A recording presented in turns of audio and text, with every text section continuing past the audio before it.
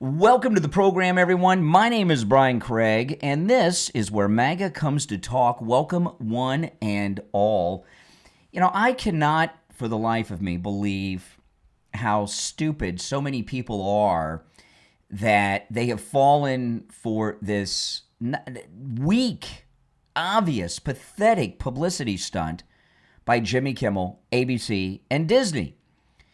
Jimmy Kimmel was not taken off the air by Trump. He was not taken off the air by the FCC. Yeah, they commented on it, but they didn't do anything.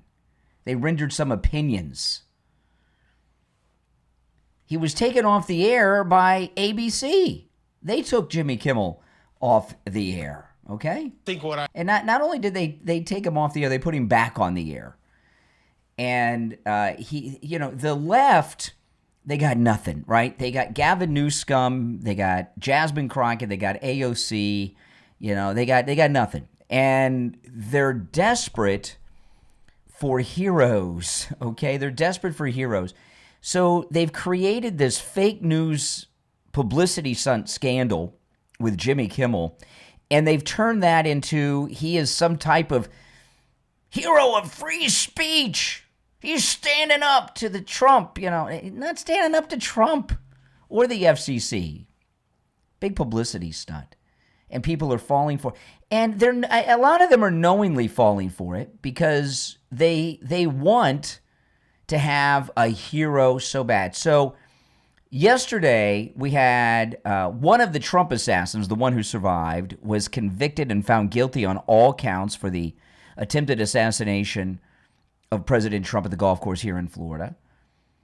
2 weeks ago today, the number two person in the entire MAGA movement, Charlie Kirk, was assassinated by a liberal Democrat.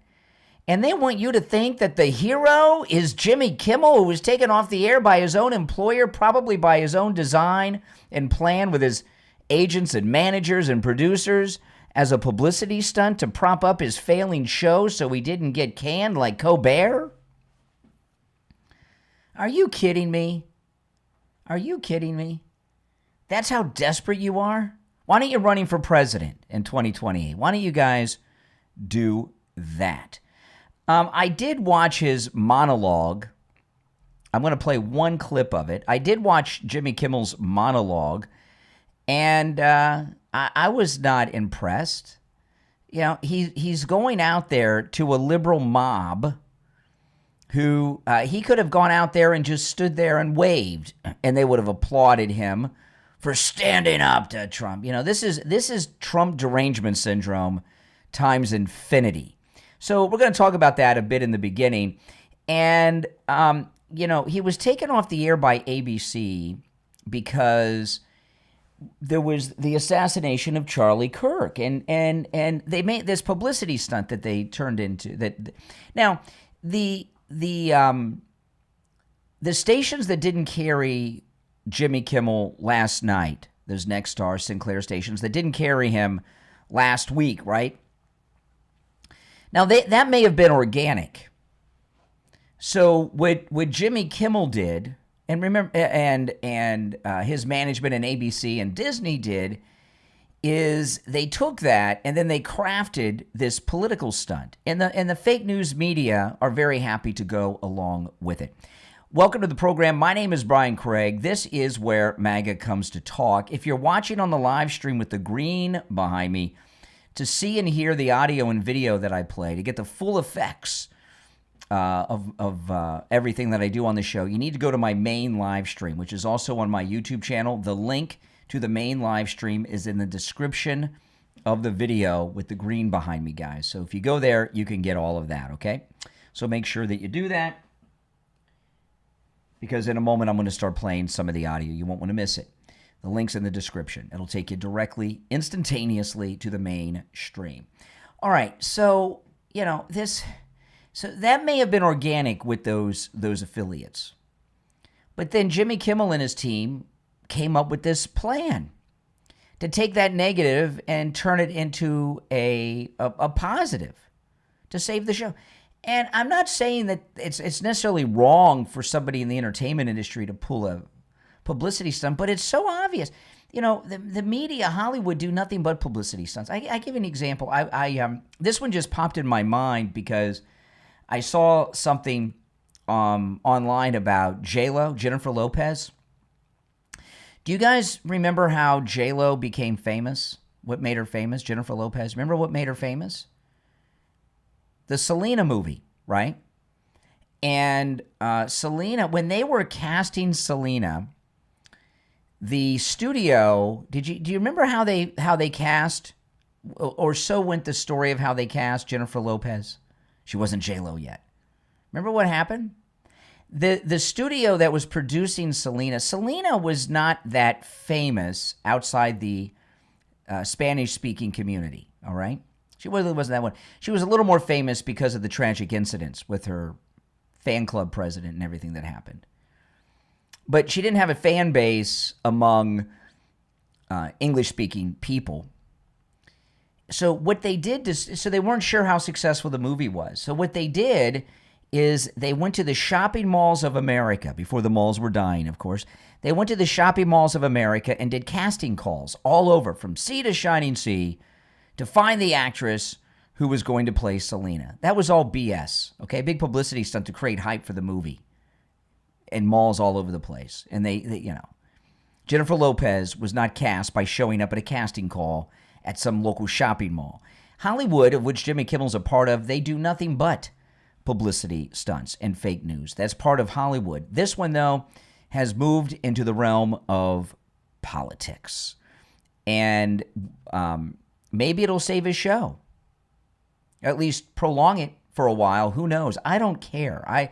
I'm not into late-night television. I don't care. But I don't like the media with their fake narratives lying to us. So the way this went down is those local affiliates, and that's a lot of stations, like over 100 stations between the two companies, right? They weren't going to air him because he did a twisted monologue where he was suggesting that a MAGA person actually was the assassin. And that upsets a lot of people after a tragedy, after an assassination. And there's a long history after tragedy. Certain things happen. I had talked about a couple weeks ago when Charlie Kirk was first assassinated by this Democrat, that Steve Kaine, long ago, he produced a national radio and television show in 1963, the Joe Pine Show, and he was a strong anti-Kennedy Republican. And then Kennedy got shot in Dallas. They took the show off the air for a month, radio, and because they thought people would blame him for the assassination because he was so anti-Kennedy. It was in bad taste, they thought. So they took him off the air for a month. And then they brought him back, and everything was fine, like nothing had happened. So when a tragedy like this happens, and you've got someone whose entire living is out of bashing the MAGA movement, it makes sense that you don't want to air them. It's insensitive and offensive to your audience. So it's very likely that it was organic with those local corporate-owned affiliates, over 100 of them. So ABC and Jimmy Kimmel, they took that tragedy and boom, went into overdrive and came up with this publicity stunt. That's it. This was a publicity stunt. He wasn't censored by Trump, and he wasn't censored by the FCC. If he was taken off the air by Trump and the FCC, what action did they take to put him? Back on? Missed that from the story, didn't you?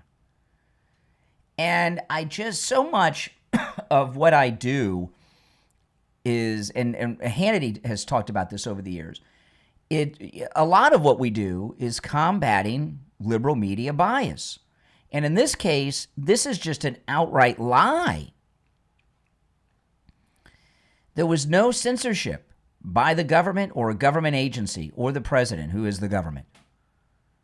But everyone's talking as if it was. So I want to play one clip. If you have any thoughts on this, you're welcome to call in. The number is pinned in the live chat. 888-465-2631. 888-465-2631. The number's pinned in the live chat. It's a toll-free call, no matter where you're watching. So then he pretended to cry. In my opinion, pretended to cry. I'm going to play this clip. This is the only clip I'm going to play of Jimmy Kimmel. This is him making reference to Charlie Kirk. And I want to ask you to call in and let me know, is this fake or is this real crying on Jimmy Kimmel's part? If you're watching on the live stream with the green behind me, to see the video, you got to go to my main stream, and to hear the audio, you got to go to my main stream. The main live stream is linked in the description of that episode. So click that link, and it'll immediately take you to my main stream right here on YouTube. And if you're new to the program, make sure you subscribe. My name's Brian. This is where MAGA comes to talk. So I'm going to play this. Let me know, is this real crying, or is Jimmy Kimmel acting? I don't think what I have to say is going to make much of a difference. If you like me, you like me. If you don't, you don't. I have no illusions about changing anyone's mind. But I do want to make something clear because it's important to me as a human, and that is, you understand that it was never my intention to make light of the murder of a young man. Hear the phone. I don't think there's anything funny about it. I posted a message on Instagram on the day he was killed, sending love to his family and asking for compassion, and I meant it, and I still do. Nor was it my intention to blame any specific group for the actions of what it was obviously a deeply disturbed individual. That was really the opposite of the point I was trying to make, but I understand that to some that felt either ill-timed or unclear, or maybe both. And for those who think I did point a finger, I get why you're upset. If the situation was reversed, there's a good chance I'd have felt the same way. I have many friends and family members on the other side who I love and remain close to, even though we don't agree on politics at all. I don't think the murderer who shot Charlie Kirk represents anyone. This was a sick person who believed violence was a solution, and it isn't. Ever. Oh, okay. Well, what a courageous stand coming out against violence. Well, maybe it is a courageous and unique stand in liberal circles. So is that real or is it fake? I believe it's fake. I don't think he has any sympathy for Charlie Kirk. He has no sympathy for MAGA. If any, and now just as my opinion, yours are welcome. But if any of those tears are real, it's him worried about himself. Okay, not Charlie Kirk, not the MAGA movement. I mean, I want you to think about it. 2 weeks ago today, the number 2 person in the MAGA movement, Charlie Kirk, was brutally assassinated in front of the world. Yesterday, there were a couple things. A Trump assassin right here in Florida was convicted on all counts. Lunatic, right? Convicted on all counts, tried to assassinate the president. And there very well may have been an attempt on the president at the UN yesterday with the escalator. That needs to be investigated as an attempt on the president because it very well could have been. You know, when President Trump and Melania got on the UN escalator and it started moving, someone turned it off and stopped it. That was not an accident. And I've never seen that happen before. And then after that, remember, his teleprompter went out. So there were 2 acting out incidents at the UN. In fact, the UN should be shut down, and there should, as after what they did. That was an attack by the United Nations on the President of the United States, which is an attack on our country. Taking a prime real estate in our nation, we're basically fund the entire UN ourselves, and they did that. And, when you're on an escalator and it's moving and it stops instantly, you could easily fall. Escalators, the stairs are typically made of metal. If the president and first lady would have fallen, the president could have hit his head and been killed yesterday on that escalator at the UN. So whoever shut that escalator down needs to be arrested. If Pam Bondi's up to arresting anyone, they need to be arrested and investigated and find out what happened. There was obviously some type of coordinated sabotage of President Trump yesterday, because not only did the escalator stop, his teleprompter went off in the middle of his speech. They were trying to embarrass him. First, they tried to injure him, maybe even kill him with the escalator shutting down. Second, the teleprompter went out to try to make him look like a fool, but he talks off the top of his head all the time in rally speech after rally speech. So that, to me, shows a conspiracy against President Trump. And I'll tell you another thing. That big telecom bust that the feds made in New York, where they were attempting to hijack the information on the cell phones of those in attendance. So there was some type of international cyber attack that was busted at the UN, possibly an assassination attempt on the president with the escalator, and then sabotage with the teleprompter. Between the teleprompter and the escalator, that's a conspiracy. What would happen if you were on an escalator, it stopped instantly without you realizing it, and you fell and hit your head on that metal step, the edge of that metal step? Could you not be killed? At the very least, you could be severely injured. And the president, he has his vest on and everything, his armored vest, and his suit of the president has a bulletproof vest on. Remember, these liberals, they shot him last year. Then they tried to do it again. And 2 weeks ago today, they shot Charlie Kirk. So he's got a bulletproof vest on. And sometimes the suits that the president wears are also Kevlar lined. So for him to fall, he's got the weight of possibly the Kevlar lined suit, but the bulletproof vest he's got on underneath. And you come down like that and you hit your head on that metal step, you could be in big, big trouble. As far as I'm concerned, that was an attempted assassination on the president. Do you agree with that? Or do you think that's too far? I don't think so. I don't think it's too far at all. And the media are circling their wagons around Jimmy Kimmel like he's some type of hero of America. What are they talking about? You look at what our president has gone through. You look at what MAGA has gone through. Look at George Santos. I was sharing with you yesterday. He has been in solitary confinement for 30 days for some really minor white-collar crimes. His water is from the sink in his cell. He's not taken outside. He's given 3 showers a week. He's been completely alone. There's no window on his cell. He's being tortured right now. George Santos is being tortured in a federal prison somewhere. Marjorie Taylor Greene's calling for the president to commute his sentence. I hope he does. Why is George Santos being tortured in prison? You know why? Because he's gay MAGA. And because he's gay MAGA, they are punishing him in that prison. And he needs to be rescued by the president. I hope the president has heard about this and does something about it. Now, I want to remind you guys, the extra time that I'm doing, I've expanded the show to an hour. I've also continue the show during the commercial breaks on the radio, my afternoon show, as well as my weekend shows.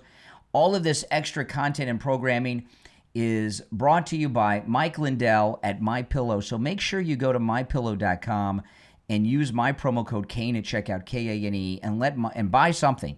And let Mike Lindell know that you're supporting me by supporting him with the promo code Kane. You can use my promo code Kane at checkout on all the items at MyPillow.com, not just the ones that I talk about. So go to MyPillow.com and use my promo code Kane at checkout, Kane. Also, the free shipping offer on orders of $100 or more is still in effect, all right? So take advantage of that. And as I said, you can take advantage of all the specials at MyPillow.com with my promo code Kane at checkout, not just the ones that I talk about. So, the left, and this is not new with the liberals. They've always been this way. They are just plain evil. Evil. The attack on the president yesterday at the UN. That when I saw that with the escalator, I was fuming. I was fuming. Weren't you? Absolutely. Absolutely.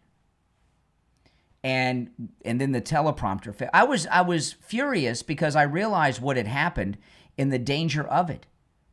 How many of you have ever fallen? You hear me talk about Dr. Appleton. He's rid me of pain 6 times.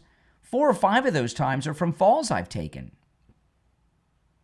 Right? You know, and falls, especially as you get older, they hurt, and it takes longer to recover from a fall when you're older. So no, I am now. Caroline Levitt and Pam Bondi have both said that this is being investigated by the Secret Service, the escalator event.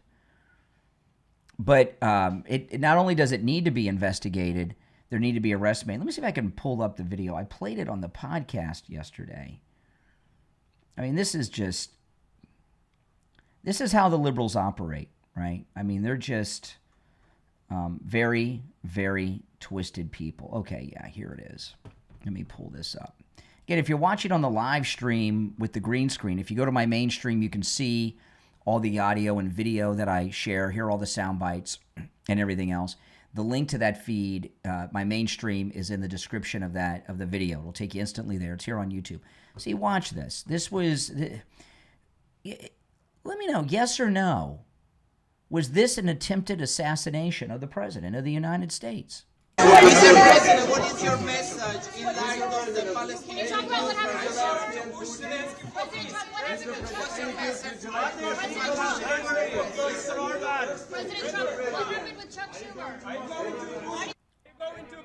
Watch, they're going to get on now. Watch this. Boom, it's moving pretty fast, too. And then boom. Boom. As soon as they stepped on, and there he is standing there. And what would have happened if it would have started moving spontaneously while they're all the way up it?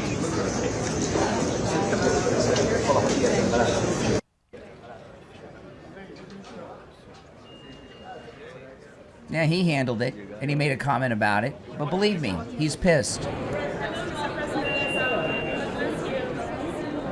I mean, I've never seen that, and this isn't just an attack on the president. This is an attack on our country. You know, everything we've done for the United Nations. Caroline Levitt went on Jesse Waters last night. Let me share this with you. Here she is. All right, Caroline, it does appear to be sabotage with the escalator and the teleprompter. What is the White House going to do about that? Well, Jesse, that's definitely what it appears to be to me, and that's why I put out a statement earlier. There was some concerning reporting over the weekend from the London Times, as you pointed out, that UN globalist staffers were basically plotting to set up the President of the United States.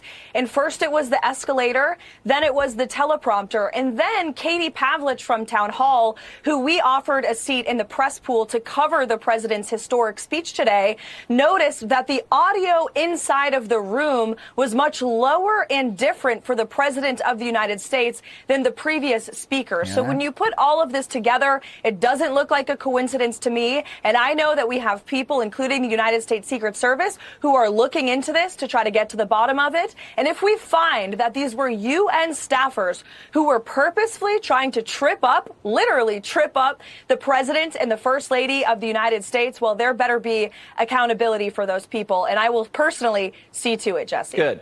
Wow. So there's a Secret Service investigation going on. And if they're Americans, you never know at the UN who's running these things. And shutting down the escalator, I mean, that you would have to either shut down there must be a main power switch somewhere. It's obviously not someone that's there physically at the escalator, right? There's emergency cutoff switches on escalators, like behind like a little glass window kind of thing. I've seen those many, many times. That's not what happened here. Someone somewhere else in the building did this, and they had to be watching because or communicating with someone. Either they were watching or communicating with someone. Because as soon as he and the First Lady were both on the escalator and it started to move, boom, they stopped it. And that jerked back. That could have been it. And then we found out here at the end from Katie Pavlich that they had also monkeyed around with his microphone. Now, it sounded fine for us watching on television and online, But in the actual UN chamber, the microphone was turned down lower than for the other speakers that nobody cared about from these third-rate countries that aren't players in the world. So we've got the escalator, the teleprompter, and the microphone. That is a conspiracy. I mean, you know, what has this man done that you dislike so much on the left? I'd like to hear your thoughts on this. The number's toll-free. It's pinned in the live chat. 888-465-2631. 888-465-2631. You're on the air. What's your name? Where are you calling from? Hi, I'm Sydney from Montana. Hey, I'm Sydney. calling in regards, of course, to the escalator situation. Uh-huh. Mm-hmm. Yeah, so I don't know if it was an assassination attempt. That might be, but I certainly believe, obvious it was done on purpose, but that it was, if anything, to trip him up. Well, if you do something that results in someone's death and it's not intentional, that's manslaughter. Absolutely. So I do believe somebody should be accounted for. I'm getting a little tired of Secret Service investigating things after they happen. Didn't we used to have like the best? Do you see what I mean? No, I think that's been a myth. That. I think there's been a lot of hype. I think the Secret Service sucks. Trump got shot, yeah. Reagan got shot, Kennedy got shot. There were multiple assassination attempts on Gerald Ford. Was it Squeaky Fromme? Yeah, there were at least 2 on Gerald Ford, maybe 3. I can't remember off the top of my head. One of them was a woman. She got right in front of him with a pistol, President Ford. Right. You know? Yeah. That's right. The Secret Service sucks. Yeah. True. But, I mean, the escalator, come on. I do wonder if it was one of those, Biden moments, like, look at you tripping up and down the stairs. But see, here's the thing. We had 3 things. The escalator, the teleprompter, and the mic fail. All 3 fails. Come on. True. It was definitely to humiliate him, or try to. Mm-hmm. And, of course, they stood proud and walked up the stairs. And Melania, to your point, is wearing, like, 6-inch heels. Mm-hmm. So that would be very dangerous for her to take a little stumble. She could have fallen. If she would have fallen back... If she would have fallen back, she would have fallen on the president. They both could have been killed. The president could, escalators are dangerous.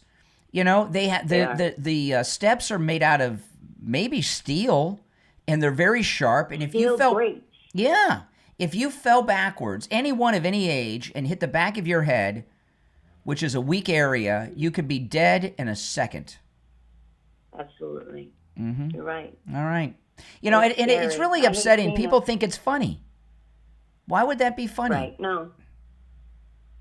And why I wish it would stop. And that's the part that I don't get. You watch this stuff, and I have a lot of left-leaning friends, love them dearly.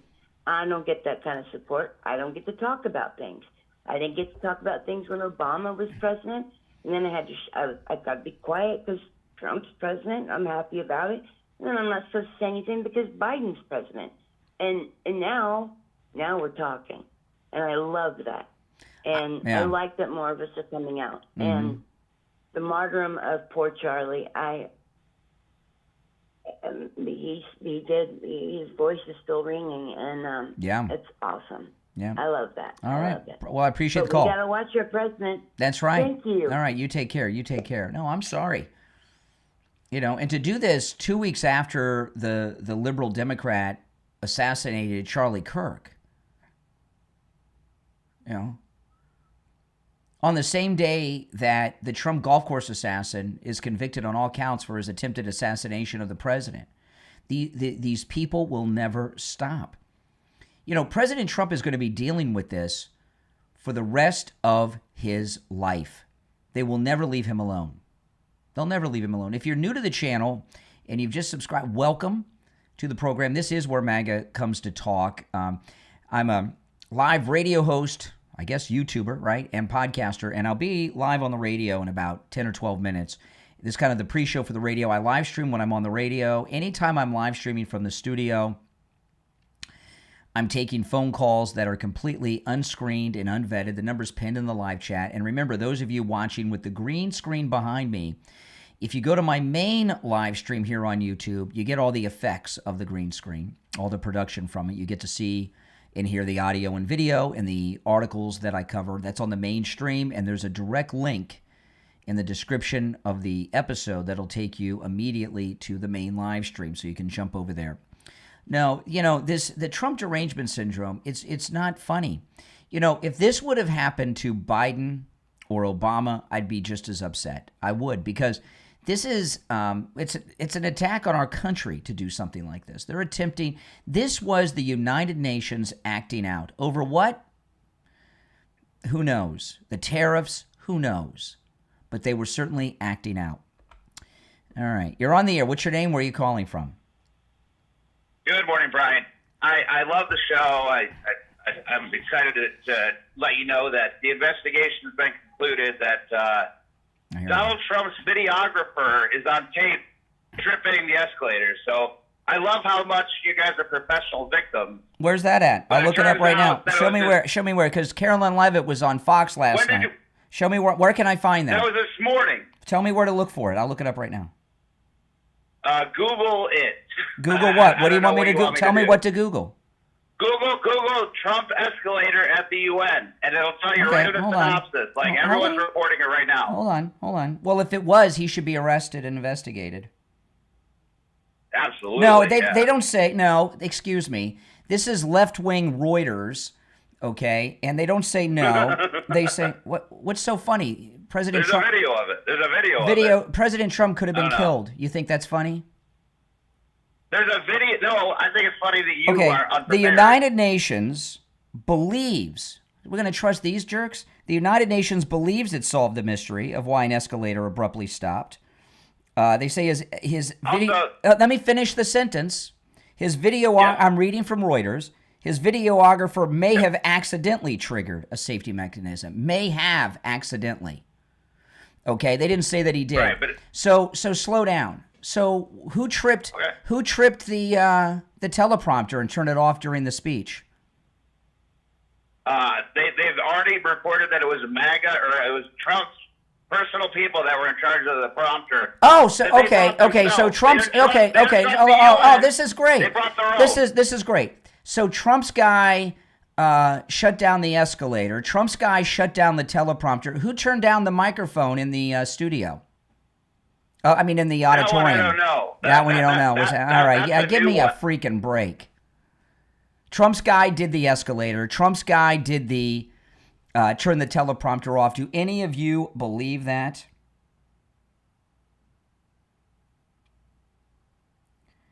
So I'll go back to this. This is Reuters. The United Nations believes it solved the mystery of the escalator. They say his videographer may have accidentally triggered a safety mechanism. That doesn't say that he did trip the escalator system. You got 3 mishaps that happened. 1, the escalator. 2, the teleprompter. And 3, and we only found this one out because Katie Pavlich was given a special media pass by Carolyn Levitt, that they turned down the volume of his microphone inside the auditorium. It sounded fine on television, but those in the auditorium, his microphone was turned down lower than the other leaders that spoke before him and after. So I'm not buying all this stuff. And you heard the glee in that moron's voice? He thinks it's funny. He actually thinks it's funny that the President of the United States almost fell backwards and split his head open. No, I don't believe any of this stuff, and I don't think you do either. But you know what liberals do? They just make crap up, and then they run with it as if it's factual. Now, if the rest of you on hold, hang in there. I've got a lot to cover today. When the radio show starts in a few minutes, of course, I'm going to have to open with the Jimmy Kimmel story, but we've got a lot of other things to cover as well. And I might 1 or 2 more things I want to talk about here before we move on.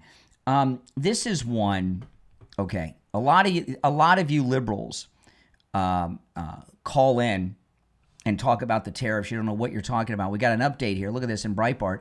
Inflation cooling as businesses absorb tariff costs rather than pass them to consumers. This is in Breitbart.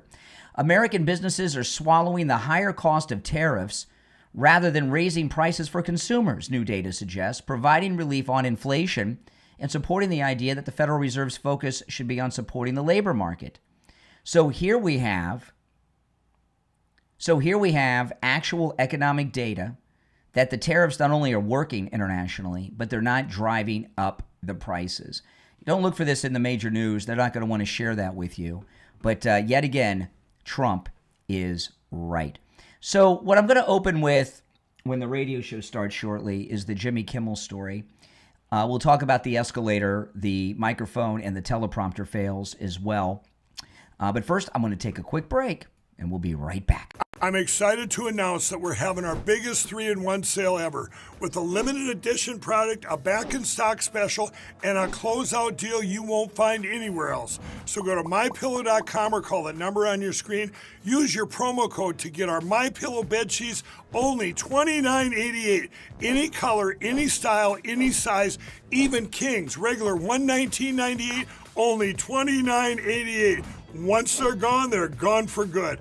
How about our My Towels? They're finally back in stock, but not for long. Get a 6-piece My Towel set, regular $69.98, now only $39.98.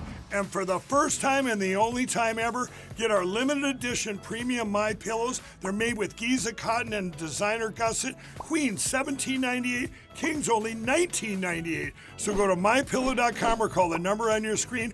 Use your promo code to get the best offers ever. Quantities are extremely limited, so order now. Yeah, guys, and make sure you go and use my promo code Kane at MyPillow.com because Mike Lindell's sponsoring all this expansion. So he needs to hear from you guys that it's working. Okay, I did look up the guy that said it was Trump's guy that tripped the elevator. Total BS, okay? I'm going to read, the story originates in the Daily Beast, left-wing hacks. I'm going to read you the story. See, this is what happens, right?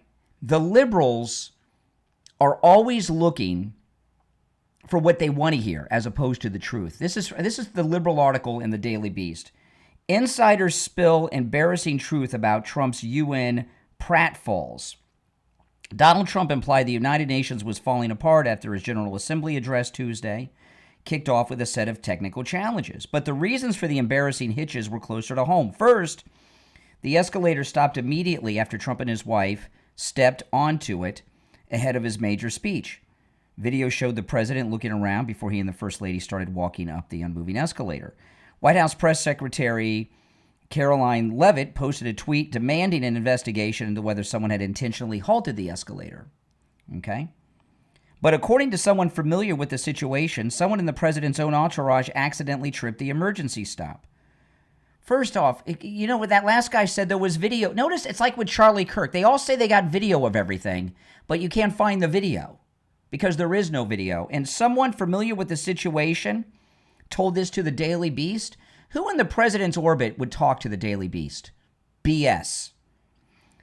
They were able to quickly reset it and move on. As Trump took the podium to speak, he complained that the teleprompter was not working. Instead, he had to read the printed copy. However, a person with knowledge of the situation revealed that delegations are allowed to bring their own laptops and teleprompter operators, and the UN was not running it for Trump's speech. The source said that the White House had its own laptop and UN technicians were not in the booth for the president's address. So that was their fault too. I'm calling BS on all of that. Okay? BS on all of that. There are no insider sources that are from the Trump orbit that are talking to the Daily Beast. I promise you that. I don't even think there's UN sources. I think they just make crap up, like they've been doing with Charlie Kirk the last 2 weeks. Oh, he said blacks can't fly airplanes. All lies. Now, so let's just say that the laptops were being used in the control. There's still people in the control room that are controlling the feed from the laptop. So there's still sabotage opportunities there. No one from the Trump administration has talked to anyone in the media. But don't stop the liberals from laughing and lying about things that they want to believe are true. No, none of that has been proven. Okay, I got a text from Mike at the radio station. We will be live. Okay, in less than 3 minutes. Okay, hold on. Let me get a couple things here.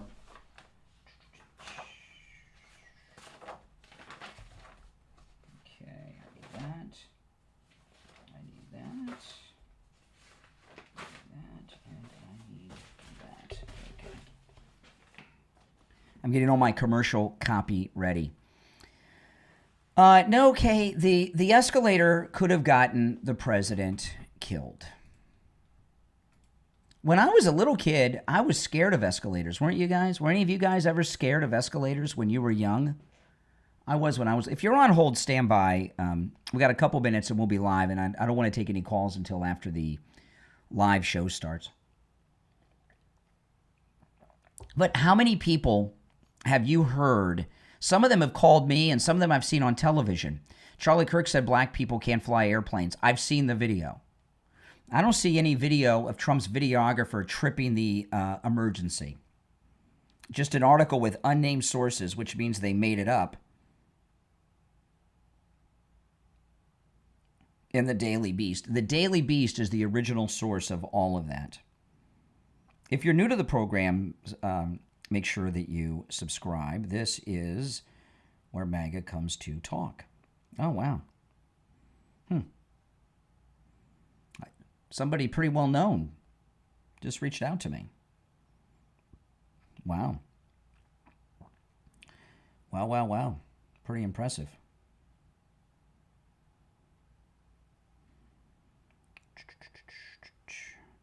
We'll be live in about a minute.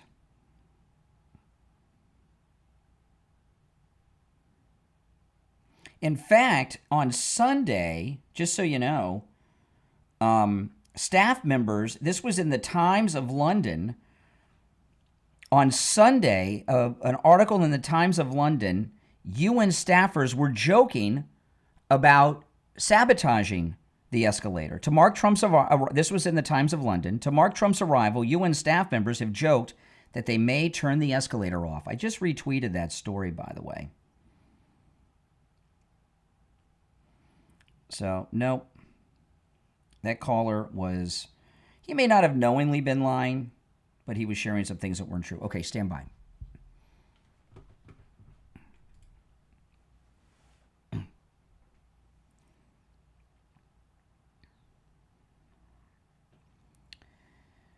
Welcome to the program, everyone. My name is Brian Craig. You are listening to Florida's longest running radio show, The Steve Kane Show, on the radio since 1977, celebrating 49 years on the radio. I know it's a long time, right? The 5-0 will be here before you know it. We've got a lot to cover today. Jimmy Kimmel's back. We're going to talk about that. There very well may have been, at the United Nations, an assassination attempt on President Trump. I'm going to talk about that and a whole bunch more, all right? And if you're on hold, stand by. If you'd like to call in, the number's toll-free, 888-465-2631, 888-465-2631. It's Wednesday already? Holy smokes. This week is going by fast, and sadly, it was 2 weeks ago today that liberal Democrat assassinated the late and the great Charlie Kirk. What a sad, rough couple of weeks it has been. Well, okay, I want to first get into Jimmy Kimmel, and then I'm going to get into the possible assassination attempt of the President of the United States, Donald Trump. Jimmy Kimmel I'm going to play only one clip of Jimmy Kimmel on the program today. Jimmy Kimmel returned to the air yesterday, and the reason I talk about this is it just burns me up at fake news media. The fake news media with their lies just burns me up. And it's probably always been this way. The media has probably always been fake. But, you know, when the internet was new, and they didn't call it the internet. It was called, during the Clinton administration, when the internet was new, they referred to it. It was called the information superhighway. Remember that? The information superhighway is what they originally called the internet. And when the internet was new, we figured by this time there was going to be so much news and information that people would be so well informed that the mainstream media wouldn't be able to lie to people anymore. And what we're finding and we're seeing each and every day, we've seen this a lot in the sad 2 weeks since Charlie Kirk was taken by that liberal assassin. But liberals believe what they want to believe, all right? They believe what they want to believe. They live in denial. And there's a big fake story that's just developing this morning about the possible assassination attempt on President Trump yesterday, which I'm going to get to after we talk about Jimmy Kimmel and Charlie Kirk and what led up to this. President Trump and the FCC did not censor Jimmy Kimmel. President Trump was asked a few times about Jimmy Kimmel, and he rendered an opinion. The FCC board member and chair did some interviews and rendered opinions, but there was no action taken by the federal government or any agency of it to take Jimmy Kimmel off the air. This is what went down.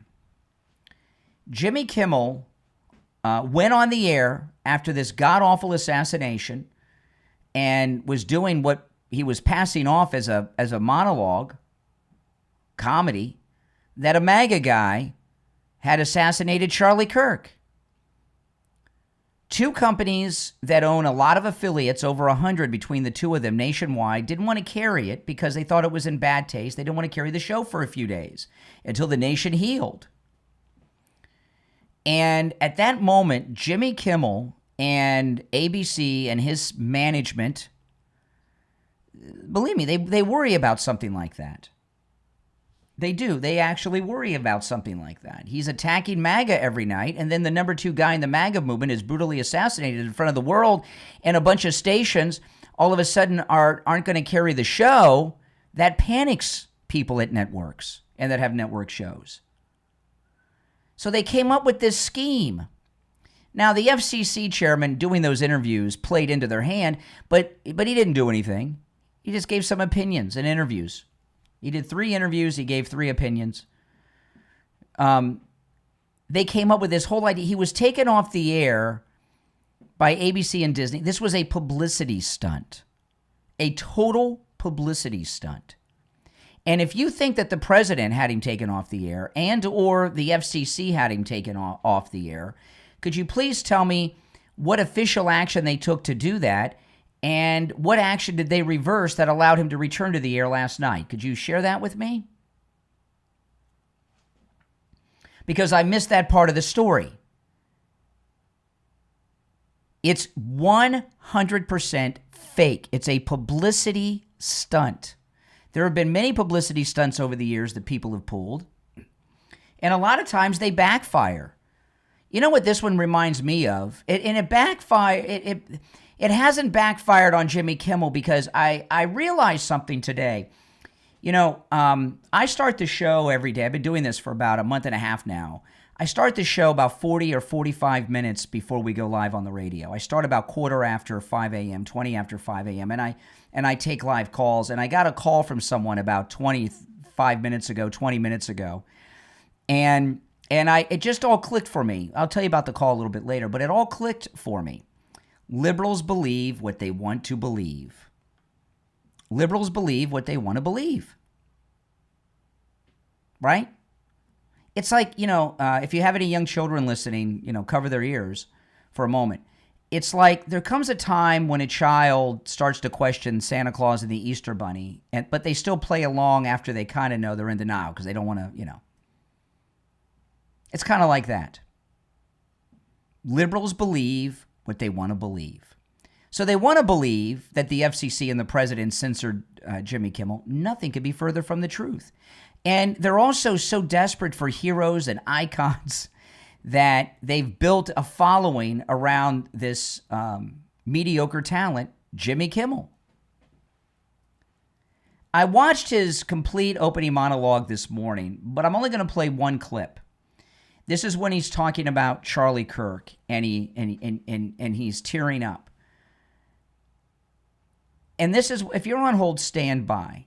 And after the first break, I'll get into the possible assassination attempt on the president yesterday. But I want to play this one clip, and I want to ask you this question. Is Jimmy Kimmel crying for real, or is it fake? I'm calling fake. What do you think? 888-465-2631. Is it real, or is it Memorex? I don't think what I have to say is going to make much of a difference. If you like me, you like me. If you don't, you don't. I have no illusions about changing anyone's mind. But I do want to make something clear because it's important to me as a human, and that is you understand that it was never my intention to make light of the murder of a young man. I don't... The tearless crying. I don't think there's anything funny about it. I posted a message on Instagram on the day he was killed, sending love to his family and asking for compassion, and I meant it, and I still do. Nor was it my intention to blame any specific group for the actions of what it was obviously a deeply disturbed individual. That was really the opposite of the point I was trying to make, but I understand that to some that felt either ill-timed or unclear, or maybe both. And for those who think I did point a finger, I get why you're upset. If the situation was reversed, there's a good chance I'd have felt the same way. I have many friends and family members on the other side who I love and remain close to, even though we don't agree on politics at all. I don't think the murderer who shot Charlie Kirk represents anyone. This was a sick person who believed violence was a solution, and it isn't. Ever. Well, tell that to your liberal friends that are shooting people and killing them. I mean, we had a Trump assassin convicted yesterday for an attempted assassination on the president at the golf course.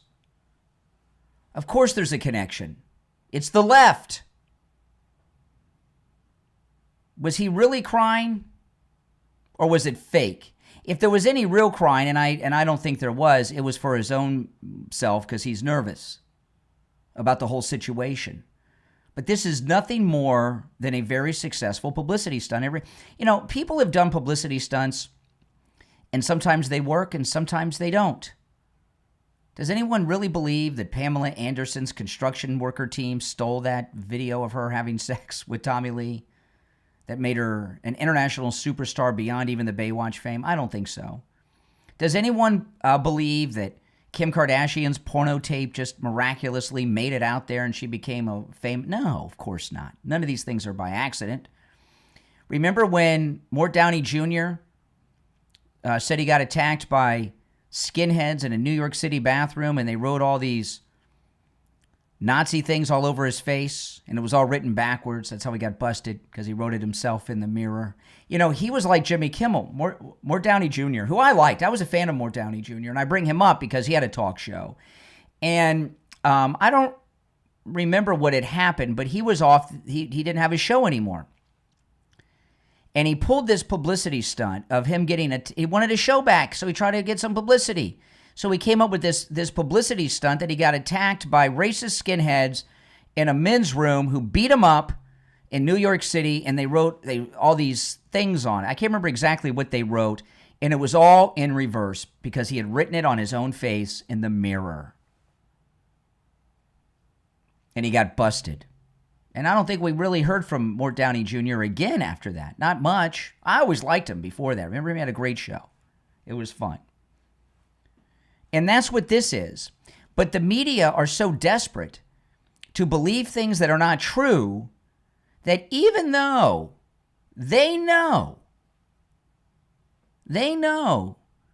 that this is fake, that President Trump and the FCC did nothing, they want to believe it to fulfill their hatred of President Trump, so they're going along with it. If you're on hold, stand by. We're going to take a break. I'm going to talk about the attempted assassination of the president, and then I'm going to tell you about a call I got about 30 minutes ago on this program from a disgusting liberal. My name's Brian. This is where MAGA comes to talk. You're listening to The Steve Kane Show.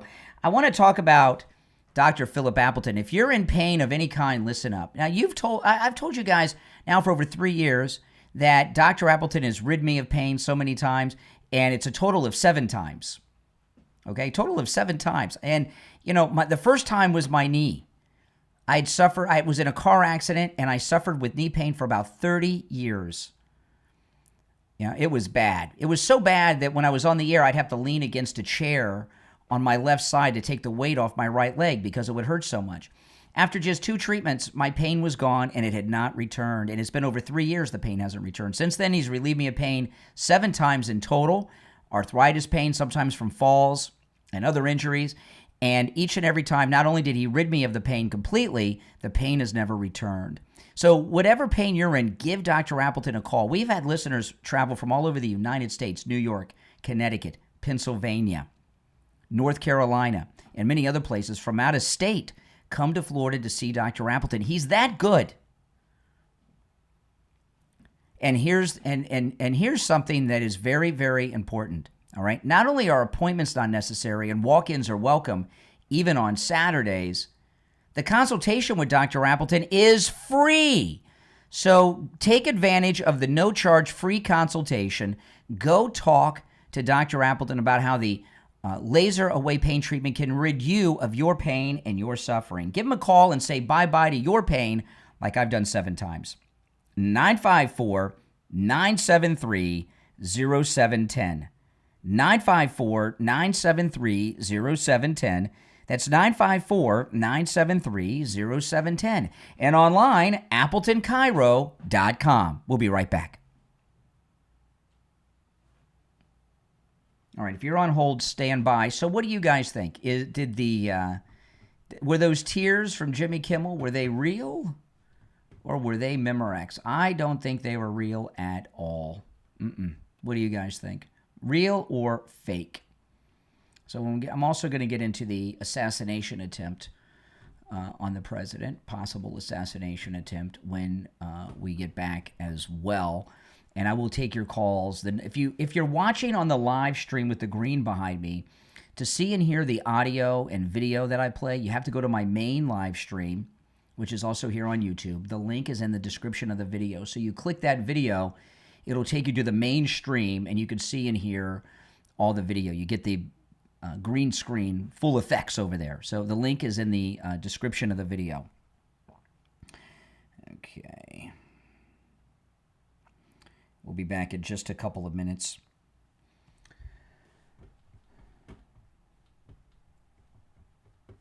Hold on, guys. Now, if you are a Medicare recipient, open enrollment will be here before you know it. You want to call Chapter. No matter where you are in the United States, Chapter can help you with your Medicare. The number's in the description of the video. It's also on the screen, 805-754-3033. You know, there's over 24,000 Medicare plans, and because Chapter's a national company, they can help you in all 50 states and territories. They have access to all the over 24,000 plans. They'll make sure you get the one that's right for you. Make sure your doctors are covered, your specialists are covered, your prescriptions covered, everything's covered. They'll make sure you're not paying too much if you're paying for a supplement. You know, the average Chapter client saves $1,100 a year on their Medicare, so give them a call, 805-754-3033. When you call, you're going to get a real live agent on the phone. They'll take time to answer all your questions and make sure that you're in the right Medicare plan. And it's always free help. Won't cost you anything. 805-754-3033. Again, the number is in the description of the episode. Call Chapter today. 805-754-3033. All right, we'll be back shortly.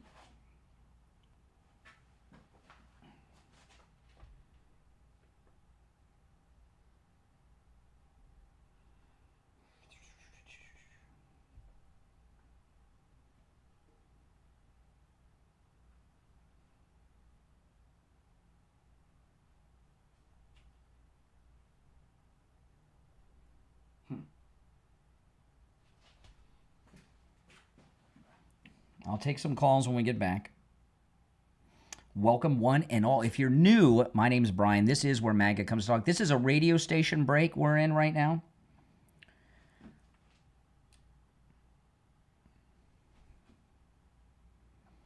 We will be back in about a minute. Yep, exactly 1 minute. We'll be back. Oh, man. I've got a doctor's appointment this morning when I get off the air, so it's an important one.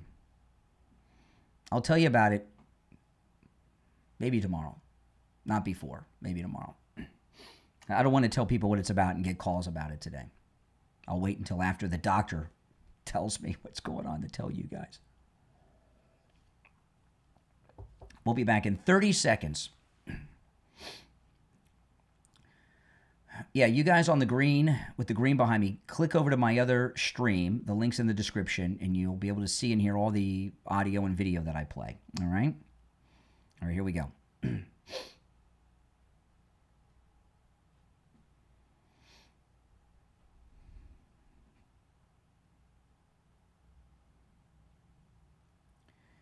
We are back. I'm Brian. You're listening to The Steve Kane Show, Florida's longest-running radio show. So we're talking about Jimmy Kimmel.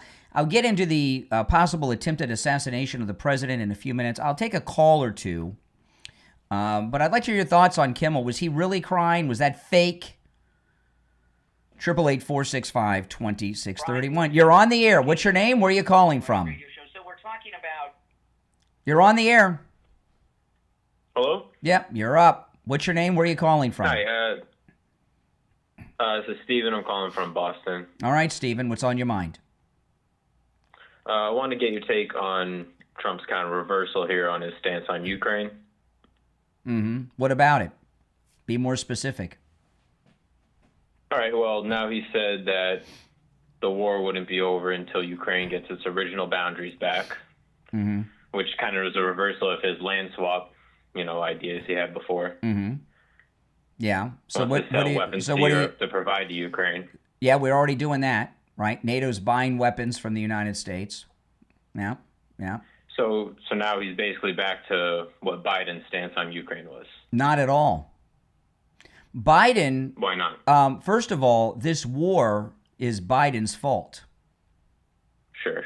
No, not sure. Biden told. No, keep going with that. Oh, I will. Biden said that Putin could take some of Ukraine. He said it on global television. They asked him about military intervention. He said, it depends on how much he takes. He gave him the okay to come in. He was vague about how far he could come into Ukraine. Plus the fact that he was incoherent and not really running the country, that his staff was running the country illegally with the auto pen. And believe me, Russian intelligence knew that. And they knew the country was weak with a weakling leader who had some type of Alzheimer's or some other dementia-related thing.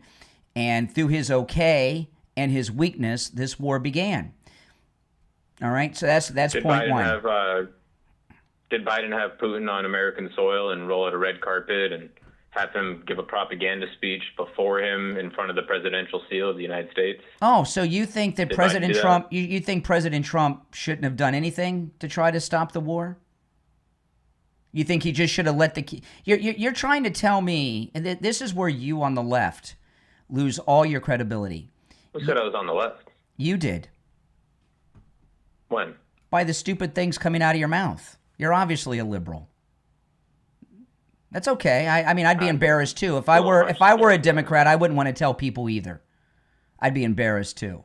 So I understand why you're hiding it, but you're a liberal. You hate Trump. I don't think you know what you are.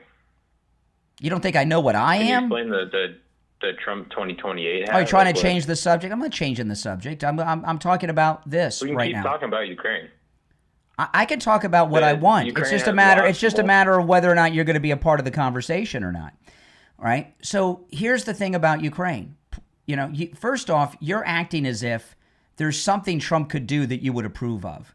As a liberal and a never-Trumper, no matter what Trump does, you're going to oppose it. I saw there were some idiot women I read an article about this morning that are pregnant who were taking Tylenol around the clock, they said, right? Because Trump said Tylenol is bad for pregnant women. So they're going out of the way to take Tylenol during their pregnancies. So you on the left are insane, right?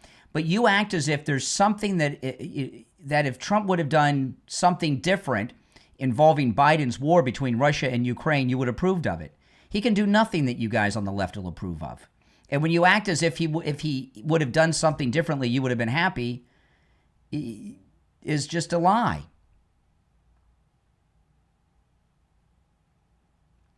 Did you pass out? All right. He, did I lose you?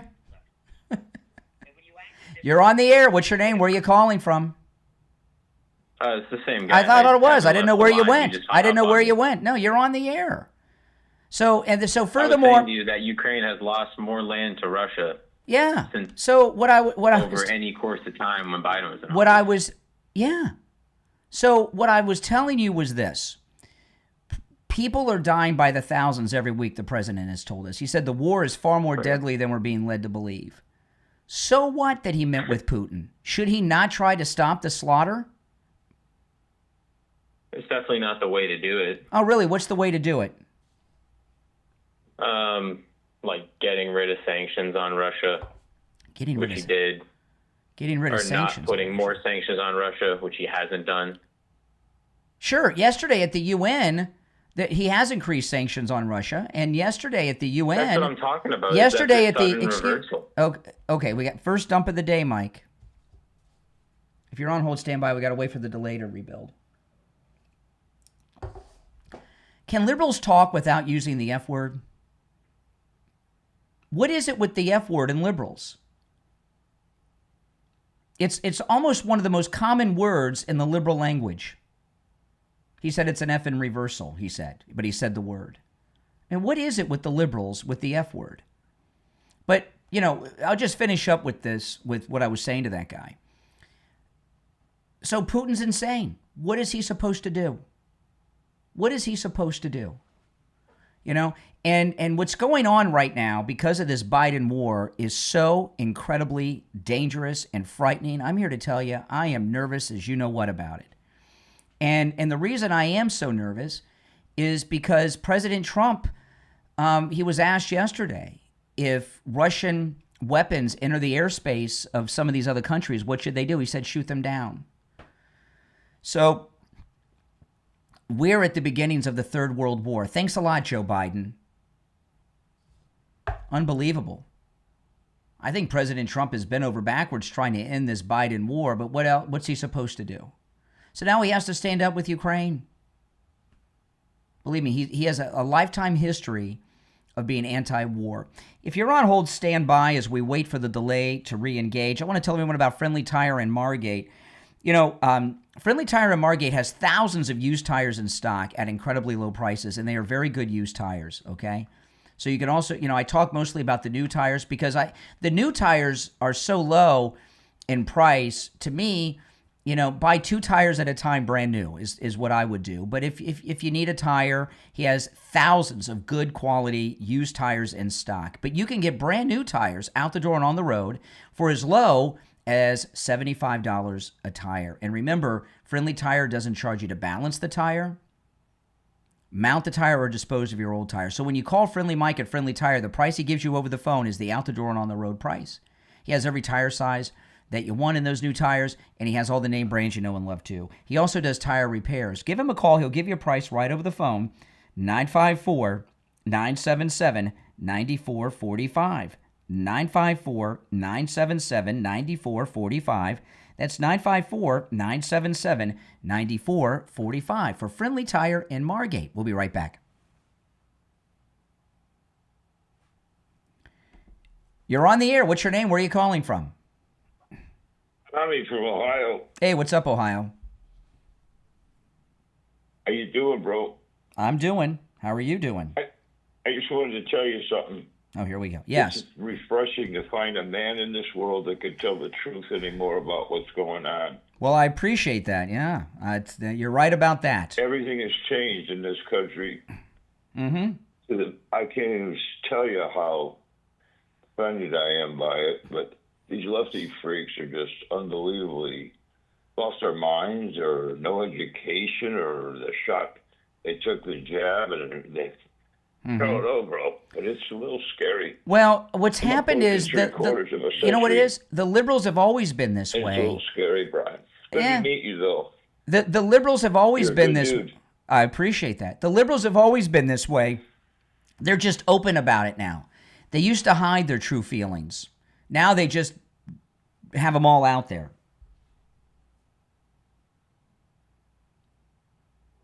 All right. Hey, listen, I appreciate the call. Take care. All right. From Ohio. All right, let's take another call. You're on the air. What's your name? Where are you calling from? Hey, it's Jake from Kentucky. Yep, Jake. What's on your mind? I got 2 points to make. One, the great Michael Scheuer, who was the head of the CIA Bin Laden unit. He always had the idea that the U.S. support of Israel brings hate around the world, and I kind of get where he's coming from. Oh, because you hate Jews too? Because you don't like Jews too? Okay. I don't hate Jews. I hope everyone in the whole area thrives, and that's what he said. But Israel would get along fine without us, as we would too. My point number 2 is the open carry in Florida. Yes. We've had open carry in lower Kentucky my whole life. When I was in high school, people had gun racks in their trucks. Never any violence. Yeah, me too. So criminal culture is what breeds gun violence. It's not the guns. That's correct. Yeah, I'm excited about. We're gonna tomorrow. I think it's what's today's date? Yeah, tomorrow is the official open carry day in Florida. Yeah, and I'm excited about it.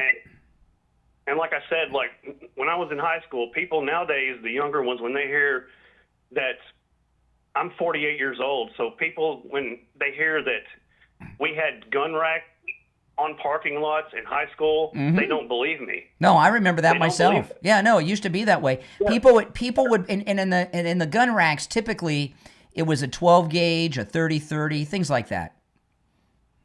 Yeah, exactly. And back to my first point, go back and listen to the Michael Scheuer interview on Bill Maher. No, I'm not interested. I'm not promoting. I'm not interested. I'm not interested. Just listen to what he said. No. About. I mean, he was an important guy. He was the head of the CIA Bin Laden unit. He's been there in the war, and hopefully, that message can ring true that he was more interested in the survival of the United States. Well, Israel, we don't, Israel does buy weapons from us, but we don't join them in the fight. They buy our older weapons. I've got a friend that was in the Navy. He was a Navy admiral, and he said they're buying our older weapons. We're not selling them the, new weapons that we use every day in war. Well, listen, I gotta run for the. We're coming back, but I appreciate the call. All right, welcome to the show. All right, make sure you follow if you're new. If you're watching with the green behind, go to my mainstream link below. You can get all the green screen effects. All right, here we go. We're coming back. Welcome back, everyone. I'm Brian Craig. You're listening to the Steve Kane Radio Show, Florida's longest running radio show. All right, so I want to talk about what very well may have been an assassination attempt on the president yesterday, and a call I got here on the program about 45 minutes ago. There were 3 sabotage moments at the president's UN event yesterday. 1 was the escalator. 2 was his microphone that we found out later. The sound on television was fine, but inside the UN chamber, his microphone was turned down lower than the other leaders who were speaking. Isn't that something? And then his teleprompter went out in the middle of his speech. And out of all of that, the escalator was actually very dangerous. And I would tell you a possible assassination attempt. Escalator. When I was a child, I was scared of escalators. They were scary when I was little. And when the president and first lady got on that escalator, it stopped. And you see the jerking when it stopped. Okay? And when you're on an escalator that's moving and it stops abruptly, you could fall back. The first lady is always in high heels, and I would imagine it's difficult for women in high heels to stand on an escalator anyway, because I didn't see the actual steps, but a lot of those steps, they're uneven, right? On escalators, they kind of got like those strips of metal. I don't know if this one had those kind, but escalator steps, they're metal, and it's sharp metal, and you fall backwards, you hit the back of your head on the escalator step, you could be dead in a second. Now, when that first happened,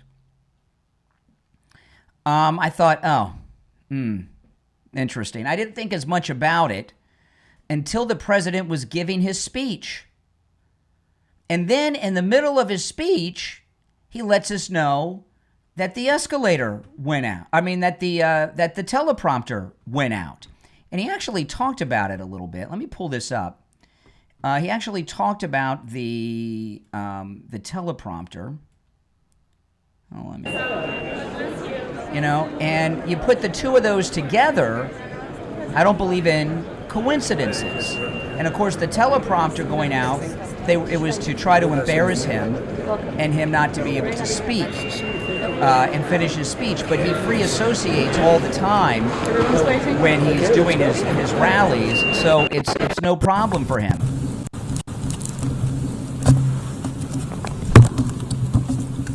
And I don't mind making the speech without a teleprompter, because the teleprompter is not working. I feel very happy to be up here with you nevertheless, and that way you speak more from the heart. I can only say that whoever's operating this teleprompter is in big trouble. Okay, so then we find out after the event through Caroline Levitt that the president's microphone volume was turned down low in the auditorium, lower than all the other speakers. So we have 3 instances of sabotage. So about 45 minutes ago, I get a call from a guy he thinks it's all funny. And he, of course, because he's a liberal and they're sick. And he tells me this. It was the president's videographer who hit the emergency stop, and he's seen video of it. Look it up. So I look it up. There's a story in Reuters, which is a reprint of a story from the Daily Beast. The Daily Beast is liberal. They say they have sources at the UN who told them that the videographer did this, and that the UN sources say that President Trump's people were the ones who mistakenly shut off the teleprompter. And the guy called and said he saw the video. See, this is a new thing. It started with all of these slanders against the late, great Charlie Kirk by the liberals. I've had multiple liberals call me and say, Charlie Kirk said he wouldn't fly on a plane flown by a black man. I have seen the video. So, of course, what I do is ask them, well, let me get to the video. I'll share it. I'll share the audio of it. We'll play it on the air. Their new thing is, this happened and I've seen the video. Like this videographer on the escalator. No, there's no video. I looked it up. There's this article, every article about it. The original source was the Daily Beast. There's no video. There's no sourcing. They're just making crap up. And I'm here to tell you that whether or not they thought about it this way, that was an attempted assassination on our president on that escalator yesterday. And we know there was a coordinated plot. A lot of world leaders spoke yesterday. I don't know how many, bunch of insignificant people. Who cares who they are?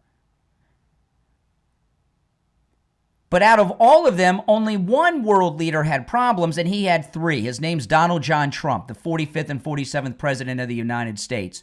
The escalator failed while he was on it. He could have fallen and busted his head open. The teleprompter going out in the middle of his speech, and the microphone being turned down low. You mean to tell me that's a coincidence, or those are Trump's people? I don't think so. There should be arrest made over this. Now, Caroline Levitt went on Jesse Waters last night. And yeah, you're right, I'm angry at it. This is any American who knows of this should be angry, because this was an attack on our country. Here's Caroline Levitt last night on Jesse Waters. All right, Caroline, it does appear to be sabotage with the escalator and the teleprompter. What is the White House going to do about that? Well, Jesse, that's definitely what it appears to be to me. And that's why I put out a statement earlier. There was some concerning reporting over the weekend from the London Times, as you pointed out, that UN globalist staffers were basically plotting to set up the president of the United States. And first it was the... See, did you hear this? So the Sunday before this event, the Daily Times of London had quotes from UN staffers joking about sabotaging the escalator. To me, and that's why and then I it put happened. out a statement earlier. Well, there was some concerning reporting over the weekend from the London Times, as you pointed out, that UN globalist staffers were basically plotting to set up the president of the United States. And first it was the escalator, then it was the teleprompter, and then Katie Pavlich from Town Hall, who we offered a seat in the press pool to cover the president's historic speech today, noticed that the audio inside of the room was much lower and different for the president of the United States than the previous speaker. So when you put all of this together, it doesn't look like a coincidence to me. Nope. And I know that we have people, including the United States Secret Service, who are looking into this to try to get to the bottom of it. And if we find that these were UN staffers who were purposefully trying to trip up, literally trip up, the president and the first lady of the United States, well, there better be accountability for those people. And I will personally see to it, Jesse. Good. Yeah, I mean, maybe Pam Bondi could arrest someone. You're on the air. What's your name? Where are you calling from? Good morning, Brian. This is Barry from Louisiana. Hey, I Louisiana. have a quick question. You know, we pay the most to the UN, and what I'm understanding is their help destroying the United States with immigrants and things like that, what I'm hearing. Yeah. What's your opinion on why we pay the most, and what benefit do we get? We pay the most because we've had stupid leaders. It's the UN is kind of like USAID. It's a place where they steal. President Trump was talking about the remodeling of it yesterday and how they spent $5 billion and did an incomplete job and all this stuff. The politicians, it was another one of their grifts. Right. Yeah, this is really disgusting. Yeah. Anyway, that was my quick question, and I appreciate you answering it for me. All right, take care. Appreciate the call. All right, you're on the air. What's your name? Where are you calling from? Richard from Pompano. Hey, Richard. Hold on 1 second, Richard. Let me answer all these phone lines that are coming in. All right, Richard, what's on your mind? Okay, I was watching Trump and his wife go up the escalator, and I had a different theory. Okay. Just tell me if you agree or think it's even possible. If someone was waiting to take him out, what at that moment before the escalator stopped, Trump was a moving target. No, this is not. No. Let me explain, Richard. Yeah. Some idiot, some leftist pranksters thought it would be funny to embarrass him and stop him on the escalator, and he might fall or trip or stumble. And what can happen when you fall like that, you could be killed. And when you do something that and someone dies and you didn't intend for them to die, that's called manslaughter. Now, I don't know what the proper charge is if it's a world leader like this, a head of state. It's got to be more than manslaughter if it's a head of state, you know. But there obviously was a conspiracy, the escalator, the teleprompter, and the microphone. Yeah. So it just made me think that, I don't know how to express it, that it was a coordinated effort. Absolutely. And they did stop. They did stop for at least a second and a half, and much easier target that way. But I'm glad. Okay, well, you can't get in there. They got the biggest security that you could imagine inside that place. All right, Richard in Pompano, take care. Thanks for the call. You're on the air. What's your name? Where are you calling from? Hey, good morning. Yes. Kyle from California. Hey, California. What's up? Hey, good morning, sir. Thank you for the show every day. Gets me to work. Quick question, man. I know this is kind of off subject, but I listen to Steve Bannon a lot. That's probably my daily go-to. Is there really a chance for Trump to run in 2028 without chaos erupting? Of course. They did. Awesome. Congress just has to change the Constitution. That's great. That's great, because I feel like he needs another. With the way he's rolling right now, if he could have back-to-back, I really think he could make significant changes for our kids and their kids. Yeah. You know. Yeah. No, absolutely. Awesome. Yeah, that was it. All right, I appreciate the call. All right, you take care. All right, I'll just take this call. You're on the air. What's your name? Where are you calling from? Hey, Brian, it's Sherry. How you doing? I'm doing well. How are you? Hey, good. Hey, I watched that UN speech yesterday, and the look on Melania's face when that escalator came to a stop was like, what the hell is happening? And then he was angry because when he got up there and was speaking at the podium, I mean, he lashed out. He did not hold back. He did not hold back on anybody, and he didn't care. And he said, all of your countries are going to hell, every single one of them. That's right. And the UN, you know what? If you would start supporting me as the president of the United States, we could squash this. Mm-hmm. But exactly. But you're playing against me. You don't support me. You don't support the United States. And he laid into the Palestinians and Russia. I mean, he drew in some pretty good crowd when he was speaking. He didn't care. No, that's right. He did not care. Yeah. What are your thoughts on this sabotage at the UN? Oh, it was a complete setup. There's no way that all 3 incidents happened. Well, they're like trying to blame Trump's staff. They're saying they're trying to say Trump's video guy shut down the escalator. Trump's guy shut down the give me a break. What? How in the hell? They're making it up. They're making it up. Oh, that's crazy. Yeah, that's crazy talk. And anybody that has any common sense would be able to read between the lines.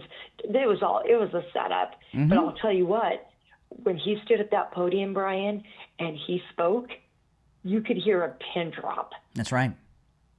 You could. So it was a good speech. I was so proud of our president. Thank you for taking my call. All right, take care. Now I want to ask you this. This may be the most important question I ask you today. Do you or someone you know or love suffer from neuropathy? Oh boy, if you answered yes, I don't have to tell you. You know how bad it is. Neuropathy can leave you bedridden. It's just the quality of life with neuropathy. It's a rough life, isn't it? Absolutely. But there's a treatment for neuropathy that works and a treatment that lasts at Lighthouse Medical right here in Pompano. And remember, if you're not local, no matter where you're located, even if you're local and you can't make it in person, Lighthouse Medical can help you and treat you remotely, all right? And if you have any of these symptoms, you may have neuropathy. You want to call Lighthouse Medical. Let them take advantage of the no-charge consultation. Let them examine you and find out if you have neuropathy, numbness, pain, burning, tingling in your hands and feet, muscle weakness, dizziness. Are you falling down from time to time or all the time? The feeling of pins and needles in your hands and feet. Maybe you have no feeling at all. Steve had neuropathy, and he had it hardcore, man. I'm here to tell you. And over 3 years ago, Lighthouse Medical treated Steve for his neuropathy. His neuropathy symptoms disappeared, and over 3 years later, they have not returned. Here's the number, 754-222-6642. 754-222-6642. That's 754-222-6642. And online, lighthousemedicalcenter.com. We'll be right back. All right, guys. Be back in just a minute.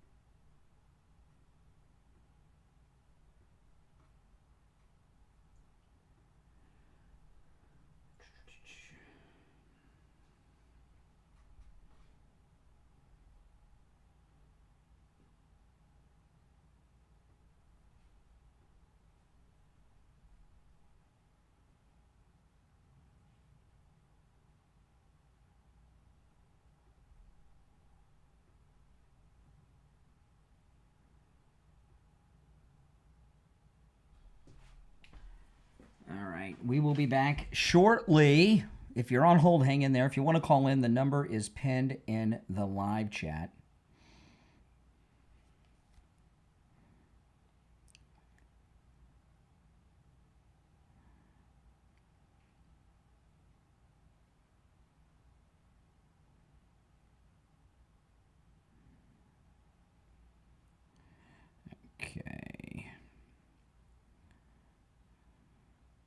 We'll be back in about a minute. And this next article that I want to go over, I saw this and I didn't want to bring it up, but I got to now.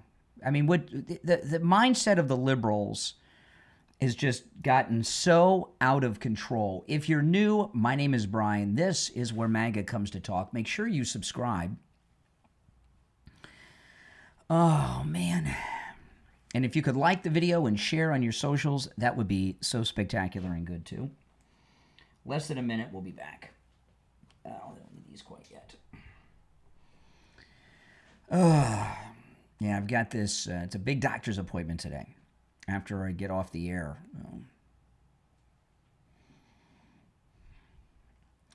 I'll tell you about it probably later if not this week, next week.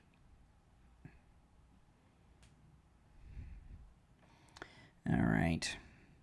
Oh, almost time.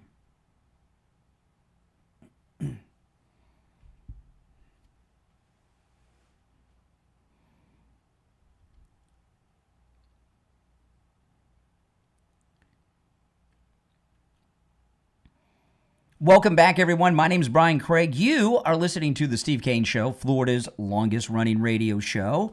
That's right. On the radio since 1977, celebrating 49 years on the radio. If you're on hold, hang in there. If you want to call in, the number is toll-free, 1-888-465-2631. 888-465-2631. That's 888-465-2631. 2631. Okay, now this story, you hear how these liberals are. I mean, they are so twisted, right? I mean, they've just gotten so insane and twisted. And did you hear about the witches? No, I'm not talking about The View. I'm talking about the witches with Etsy. Did you hear about this story? It's out of Newsweek.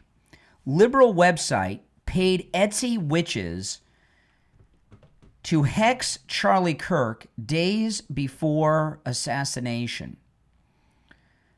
A progressive U.S.-based website, I'm reading from Newsweek, a progressive U.S.-based website paid online witches to curse conservative activist Charlie Kirk days before he was fatally shot during a student question and answer session at Utah Valley University.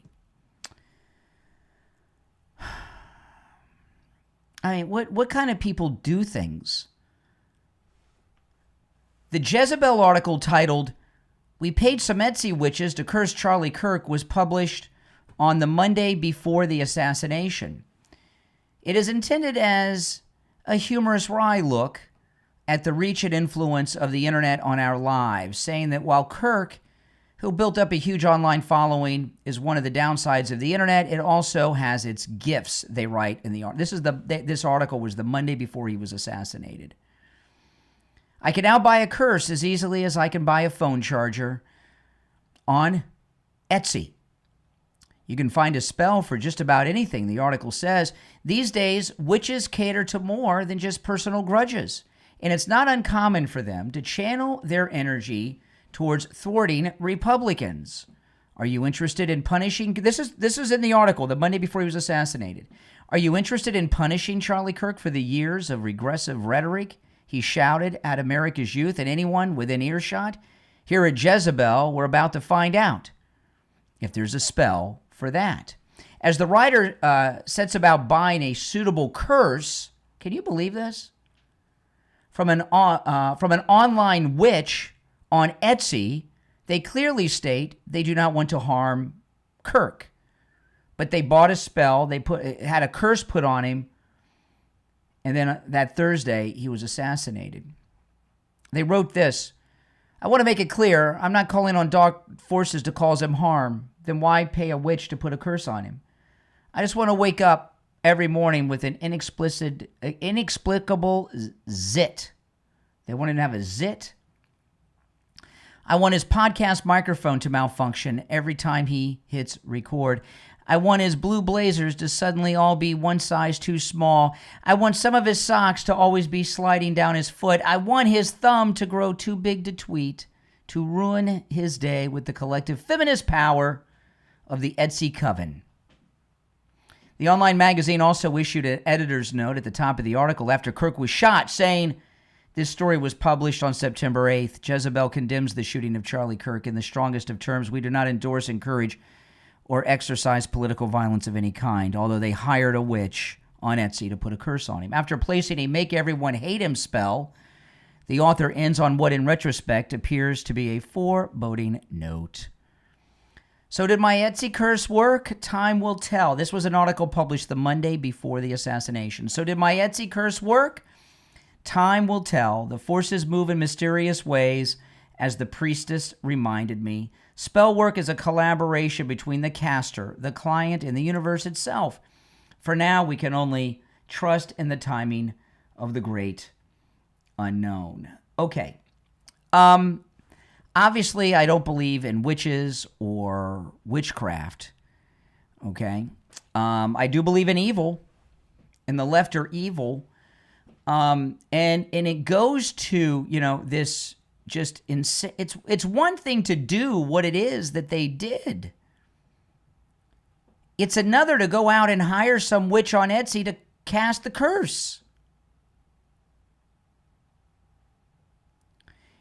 When we tell you that liberals want people dead simply because they disagree with them, we're not kidding. They have this Democrat liberal assassin in Utah who assassinates Charlie Kirk. They shot President Trump. His second assassin was just convicted on all counts yesterday. We find out they got these. How many curses have the liberals put on Republicans, on MAGA people, through Etsy witches, the Etsy coven? I didn't know such things exist. And I don't believe in witchcraft or any of that. I know it's nonsense and fairy tales and make-believe. But it goes to the mindset of the liberals that, what liberals are big into? Manifesting. They're not into Jesus and all the true things. They're into manifesting. If you wish for something and hope for it, and just, I know, please, they think it can happen. Well, in the case of these liberal lunatics, they hired a witch to put a curse on Charlie Kirk. They published it on Monday, and the Thursday after that, an assassin kills him. It goes to tell you the mindset of the liberals. They are, without question, evil as evil gets. And it's really troubling. It's really troubling, I mean, they're, it's what the vice president said. There's no unity with the left. There's no middle ground with the left. The president said yesterday on this government shutdown with Schumer, he's not even going to negotiate with them anymore. It's a waste of time to negotiate with them. How can you negotiate with these people that are hiring witches to put curses on our leaders, that are shooting our people dead? It is rainy season. It is hurricane season. If you have a leaky roof, oh man, you want to call Tom Laporta at Laporta Roofing. Tom Laporta, not only does he cover both the east and west coast of Florida and everywhere in between, he works on every type of structure, residential, commercial, and municipal. He works with every type of roofing material, and he'll never sell you a roof you do not need.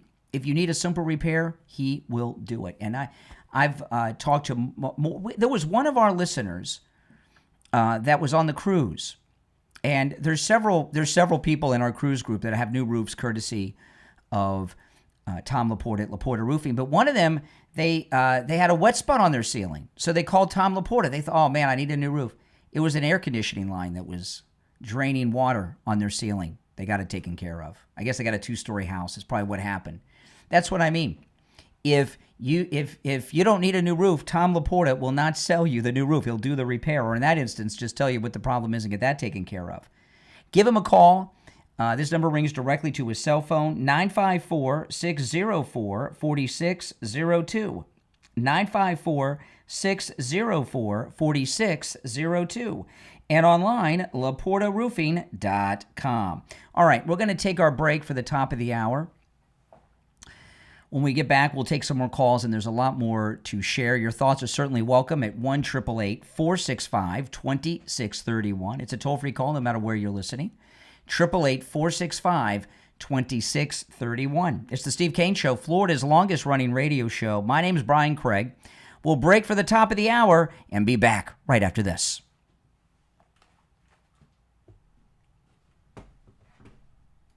I mean, these are just crazy people. Crazy people.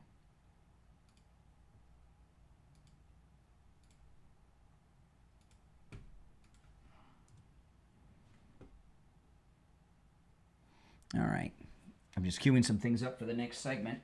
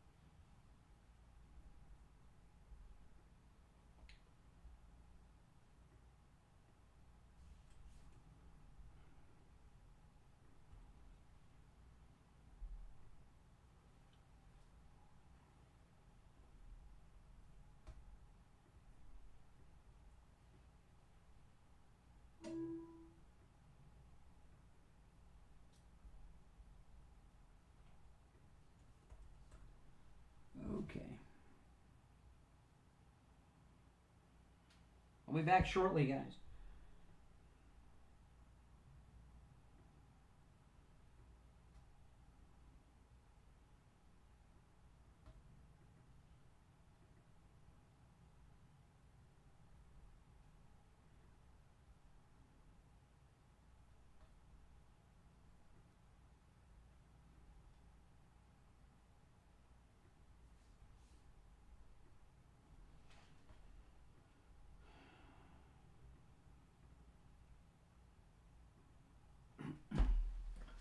All right. Sorry, I'm just queuing up a couple things I'm going to get into after the break. We'll be back in about a minute. If you're on hold, hang in there.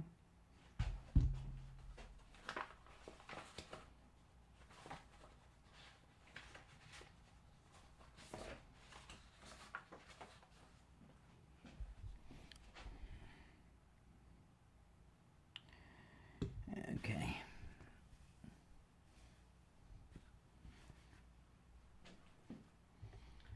I always get nervous when I go to the doctor. I'm going in for something very specific. I'll be telling you about it, but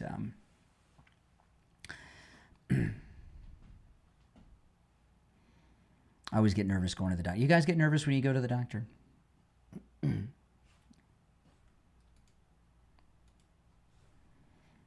But you got to know. Welcome, everyone. All right, less than 30 seconds. We'll be back.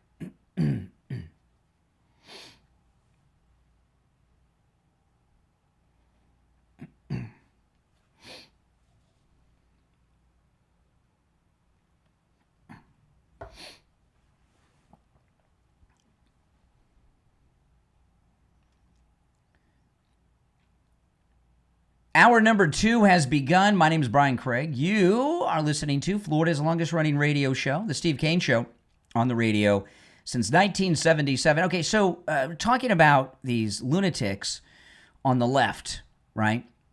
And it seems like it's been mainly since the 90s that I've been hearing about autism so much, right? And, you know, and the main way I've been hearing about autism is from all those puzzle pieces, bumper stickers on people's cars or in the back windows of their cars. And that's something I never really got, you know, but, you know, whatever. But President Trump had that press conference a couple of days ago, and they were talking about the belief by some of the top medical researchers, like at Johns Hopkins and others, that there was some connection between Tylenol and autism. Okay. I mean, these are the top medical experts, Johns Hopkins. But liberals, the Trump derangement syndrome is so deep in their bones, they've lost their minds. All right? Listen to this story. This is in Breitbart. And I did post this on my X at Brian Craig Show. Pregnant liberal women are posting videos downing Tylenol to own Trump, who they claim this is an attack on women. So because, so President Trump comes out with top medical experts, with studies from the most respected medical research institutions in the United States, where we have the best healthcare in the world, and the top doctors and researchers. They say, if you're pregnant, don't take Tylenol. Trump said it a whole bunch of times. So you got a bunch of liberal women who are pregnant that are not only taking Tylenol, they're taking it not for any reason other than they hate Trump. This is in Breitbart. This is nuts. Some pregnant liberal women are posting videos of themselves downing Tylenol following the Make America Healthy Again announcement on Monday. I'm reading from Breitbart, in which President Donald Trump recommended pregnant women limit intake of the drug due to possible associations with an increased risk of autism.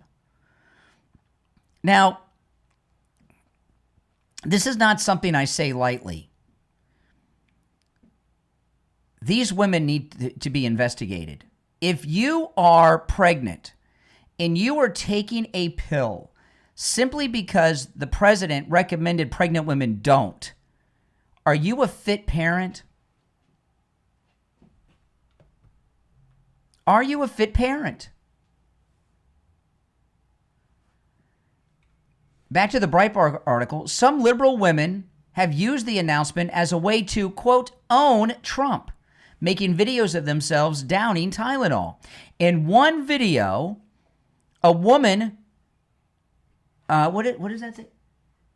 Shows, they can't write, shows her pill with the caption, "Here's me, a pregnant woman, taking Tylenol because I believe in science and not someone who has no medical background," she wrote. Making no mention of Trump. Did she, well, what about Dr. Oz and those other doctors that came up and spoke? There were at least 3 doctors who spoke. Dr. Oz, that lady doctor, and that guy I never heard of. Similar videos are surfacing as well, with leftist, soon-to-be moms apparently not concerned about a potential link between Tylenol and the risk of autism. I mean, and these are very pregnant women, and they're bragging about it. What's going on in this country, And I know a lot of people say that, well, these liberals are, they got the Trump. They've always been lunatics. The only difference is now they're out of the closet about it. They're so triggered by Trump, they don't hide it anymore. And social media and having access to social media and TikTok and stuff like that, it certainly doesn't. But I'll tell you that if you're taking any type of medication, even an over-the-counter one like this, where they have come out and said there's a risk, and you're doing it and you're taking it while you're pregnant solely because Trump said don't, you very well may not be a fit parent. And I do not say that lightly. I mean, liberal parenting in itself it can be incredibly damaging to a child. But to do this, my goodness. And where are their husbands? And these are the videos that I've seen online are the ones that were in this article. It's all liberal white women, the Karens. Liberal white women, are completely insane. Completely insane. And then there's Candace Owens, who's not white, and she's also completely insane. But we're in a new phase, and part of the thing that's scary about this, these were the people that were running this country like 8 months ago. The people running the country with the auto pen, right, for 4 years, they were catering to these lunatics. And future Democrats are going to be catering to those lunatics. I was watching a lot of this coverage of Kamala Harris yesterday, and the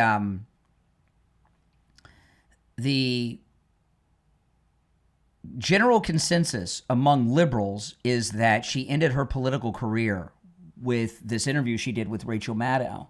Now, I'm not going to play the audio. I played it yesterday. But you've heard what the subject is. Kamala Harris, she had considered picking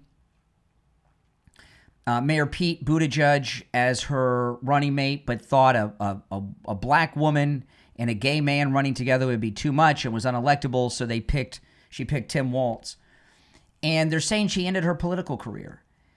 She's not homo. What Kamala Harris is saying, but she's too stupid to articulate much of anything. I can't believe she passed. I don't believe she passed the bar. I think her sugar daddy at the time, Willie Brown, got her through it. I don't think she passed the bar. She's too stupid. She's saying that their internal polling showed that Democrats wouldn't vote for a gay man and a black woman on the same ticket. It's not her fault. It's what their internal it's Democrats told the internal pollsters that they wouldn't vote for a black woman and a gay man. The homophobia is not from Kamala Harris. It's from the Democrat voting bloc. I don't know why they're mad at her. They're the ones that were polled and said they wouldn't elect them. All right, let me take some calls. Let me look at the yeah, we got time for some calls. Let's go. You're on the air. What's your name? Where are you calling from? Hey, Brian, it's Michael in Boca. How you doing? All right, Michael, what's on your mind? Well, I was watching the YouTube video kind of in delay, so I don't know if you've already moved on, but when you were talking about the escalator and everything, yeah. Did anybody bring up the fact that even another sabotage thing, I don't know if it was brought up, but when President Trump was speaking, that his mic got cut and it was some Russian translation coming through? It sounded like Russian. The Russian translation I didn't hear. I saw Caroline Levitt was on with Jesse Waters last night, and she said that his mic was turned down volume-wise in the chamber itself, lower than the other leaders. I didn't hear this thing about it, the Russian translation coming out. Really? No, there was one point, maybe it was around 10 to 15 seconds, but you couldn't hear Trump at all. I mean, it was just very low, but all you heard was like what they were hearing in their headset. Like, wow. But I don't know if it was Russian or something like that. There was complete sabotage, and honestly, Brian, the first thing I thought was like when I saw the escalator thing, my heart dropped because it was almost like a mafioso type of a situation. Yeah. I just got so scared, thinking I hope they're looking around right now. Because like that. Was scary. What they did what they were trying to do was get him to trip, right, by the jerking, and luckily the saboteurs stopped it as soon as they stepped on. If they would have waited till they had picked up some more speed and were halfway up, it could have had, Melania could have fallen with those high heels, and she would have fallen back into the president, and it could have killed him. I consider that to be an assassination attempt, in my opinion. Oh, I agree with you. At the least, it was just to embarrass or sabotage. I can't even imagine if it was the going down escalator. Oh my God! It's like, what are they doing? Yeah. How does that happen? By the way, did they take the escalator back down? Does anyone know? I didn't see them exit. Or did they take an elevator? I wonder if they took an elevator or stairs instead of an escalator. Who knows? If they were smart, they didn't have cameras running. I believe that the United States should cut off immediately all funding and support of the United Nations until this is till the people that did this are brought to justice. That's a pretty big deal. It's a big deal. It's not a joke. It's not a joke. They were trying to embarrass the president, embarrass America, and they could have been responsible for his death if he fell backwards on that escalator. Escalators have that. Those stairs are sharp metal. That could split anyone's head open. Absolutely. Absolutely. I'm always nervous getting on an escalator. Hell yeah. I'm always worried about tripping when it's moving normally. But no, it's especially in the light of where, we are right now as far as our fear. We don't have fear, but there's chaos going on right now. That's right. These things, we have to change everything so that everybody starts to feel, everybody's been talking about being safer and secure, security of our people, security of our country, and definitely security for the most powerful man in the world. That's right. Well, listen, I gotta run, but thanks for the call from Boca. All right, take care. If you're on hold, stand by. I have a doctor's appointment after the show today, and I'll be telling you guys about it because we're going to have a new sponsor here on True Oldies, and I have a medical appointment today, and I'm really I'm excited about it because I've lost all this weight thanks to Coastal Weight Loss Secret. And I'll tell you guys what the appointment is for and what I'm having done later, maybe later this week or next week. But maybe tomorrow I'll find out. But my wife was telling me last night, oh, this is going to be awesome because you just lost all that weight with Coastal Weight Loss Secret. So, and I was like, yeah, this is when I tell you what it is, you'll be excited and you'll want to, do it too. But it's nice to go to a doctor after it's my first time getting anything medical done since I lost all this weight, which has changed everything. I mean, I have so much energy. Those of you that follow me online, have you noticed in the last 6 weeks, 8 weeks, I have added a whole bunch, right? I'm doing the shows now 4 hours in the morning, my afternoon show, my weekend shows. And the reason I've been able to double what I've been doing, literally more than double what I've been doing show-wise, is because I have so much more energy naturally, having lost over 35 pounds from Coastal Weight Loss Secret. You can lose 10 to 20% of your body weight in just 60 days. My results are typical. Remember, I didn't take any medications, no shots, no injections. Have you guys seen Ryan Seacrest lately? Oh my goodness. Who wants to look like that? That's from those injections and stuff, I bet you. And I hear you have to do those forever. It's crazy. Who wants to look like that and get shots for the rest of your life? Forget about it. I did everything with Coastal Weight Loss Secret without any shots, no injections, no pills, no fad crazy diet where I'm eating no food and starving myself or eating foods that I don't like. I'm eating what I would normally eat, and of course, zero exercise other than running my mouth. That's the only exercise I get, running my mouth like I'm doing now. Give Coastal Weight Loss Secret a call and take advantage of that no charge free consultation. And remember, they can help you no matter where you are in the United States. We have listeners from all over the United States who have called Coastal Weight Loss Secret and have literally lost a ton of weight. Here's the number, 561-247-6300. 561-247-6300, 561-247-6300, and online, coastalweightlossecret.com. We'll be right back. All right, if you're on hold, stand by. Now, those of you watching on the live stream with the green screen behind me, if you go to my main stream, you can see the articles, see the videos, and hear the audio I play. And the link to my main stream, it's right here on my YouTube channel, is in the description of the video. Click that link, it'll take you there. Now, all of these people that, if you're on hold, we're going to go to the calls after the break. All these people that are against the deportations, I mean, look who they're getting. Look at this. Feds are hunting for an illegal alien accused of raping and labor trafficking, which is slave trafficking, a child he sponsored through a migrant program. Look at this one. Sanctuary State of Connecticut. Twice deported illegal accused of raping jogger while holding box cutter to her throat. These are the Obama, Biden, Kamala dreamers. Look at this. Sanctuary State of Illinois. Left-wing activist riot on behalf of illegal aliens convicted of domestic abuse, dealing fentanyl, and drunk driving. I mean, what is wrong with these people? What is wrong with these people? Right? Why would you be supporting any of these crazy things? It makes no sense at all. I want to remind you, those of you that are Medicare recipients, Medicare open enrollment is almost here. You want to call Chapter. No matter what state you're in, Chapter can help you with your Medicare, okay? The number on your screen is also in the description of the video. When you call, you're going to get a live agent. They'll be able to answer all your questions. It's 100% free.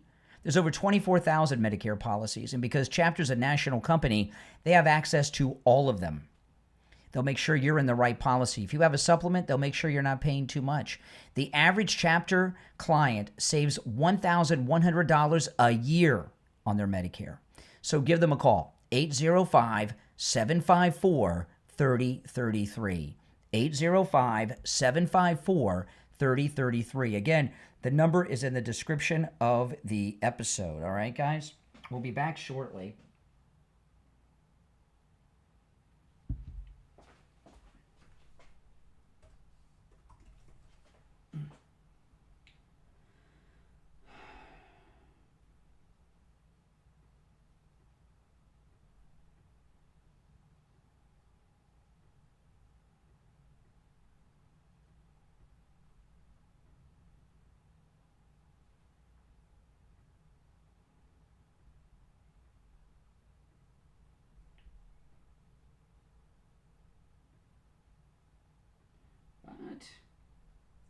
I'm getting some things ready for the next segment, so give me a minute.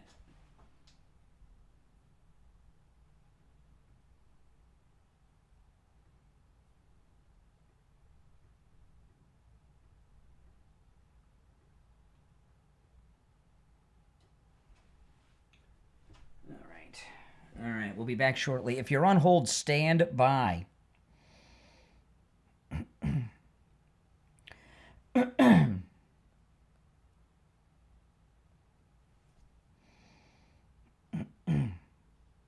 We'll be back in just over a minute. Now I'll go back to the calls.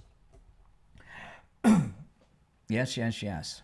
Where in the chat, guys, where is everyone located? Like, what state or country are you in? If you're not in the United States, what country are you in? And if you're in the United States, what state are you in? Just out of my curiosity. We'll be back in 1 minute. Florida, just like me. Awesome. Georgia, Nevada,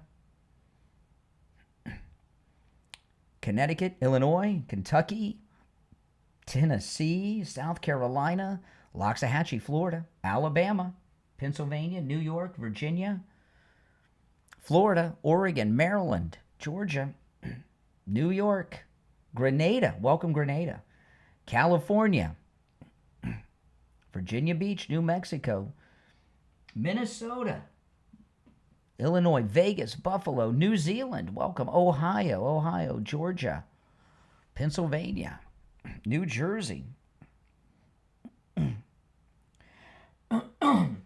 Okay, here we go.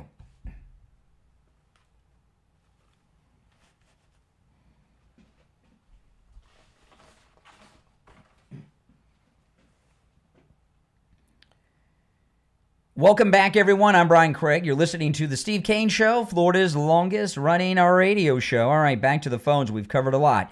You're on the air. What's your name? Where are you calling from? You're on the air. Once. Twice.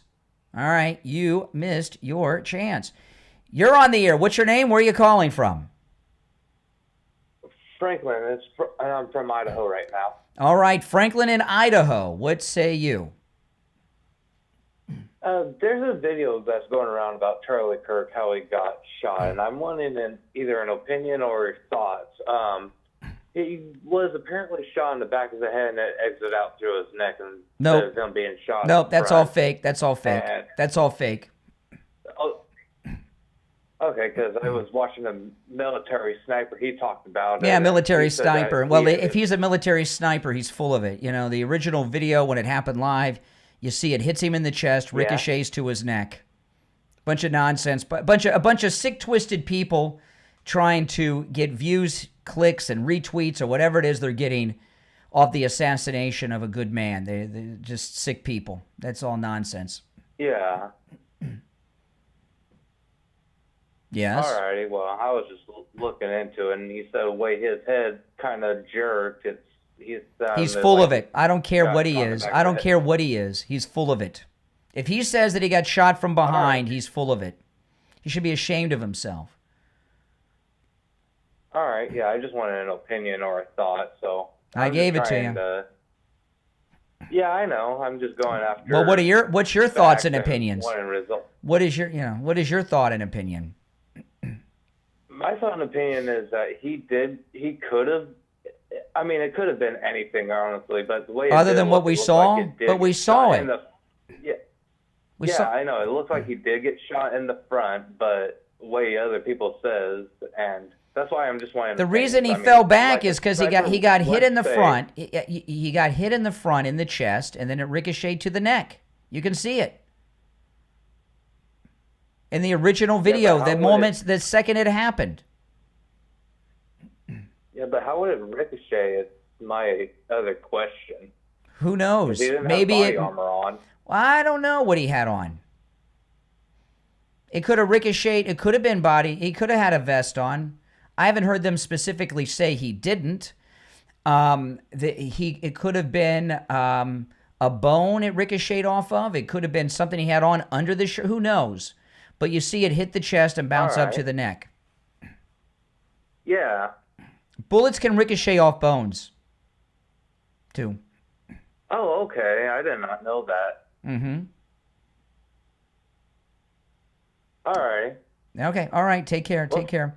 All right. You're on the air. What's your name? Where are you calling from? Good morning, Conservative Doug. Hey, Doug. You know, the first thing, as soon as I heard exactly what you said, man, as soon as I heard what they did to President Trump, I said, shut off their money. These people are waste anyway. Shut it off. And maybe eventually, if we go back to giving them some money, give them only what everybody else gives. And how about take that valuable real estate in Manhattan away from them too, right? Yeah. You know, I mean, I gotta tell you, it's disgusting, Doug. The whole thing's disgusting. But it's disgusting, man. I mean, of course, all those countries, there's a lot of them that don't like. You know, America, as you get older, President Trump. I'm 54, and you hear me talk about Dr. Appleton. He's rid me of pain 7 times, but 3 or 4 of them have been from falls, and it amazes me when I have a fall now, what it does to me at my age as opposed to when I was younger. It's a whole nother ball game. Oh yeah. And when you get older, you get nervous about falling because you know how injured you get. Yeah, I noticed his wife was holding onto the what do they call that thing, the handrail, to make sure, because if something happens, these things are dangerous. Yeah. My daughter had a foot caught in the thing, and if I was there to not rip that, she would have had a foot cut off, I think. So from her shoe got caught. Well, the shoulder injuries I have had treated. I've had 3 shoulder injuries that Dr. Appleton has treated, rid me of pain in. All of them are from falls on my skateboard. And let me tell you, these were not hard, dramatic falls going 30 miles an hour on the blacktop. It was falling in the grass off the board. It's just because I'm on the sidewalk, so I moved. When you're young, you don't understand. As you age, the injuries you get from falling, it's like you're made of glass. Yeah, especially somebody like President Trump going up the escalator. He's thinking about being a nice person, saying hello to everybody. So he wasn't concentrating on the escalator. So he's lucky he didn't get hurt, because these people are insane.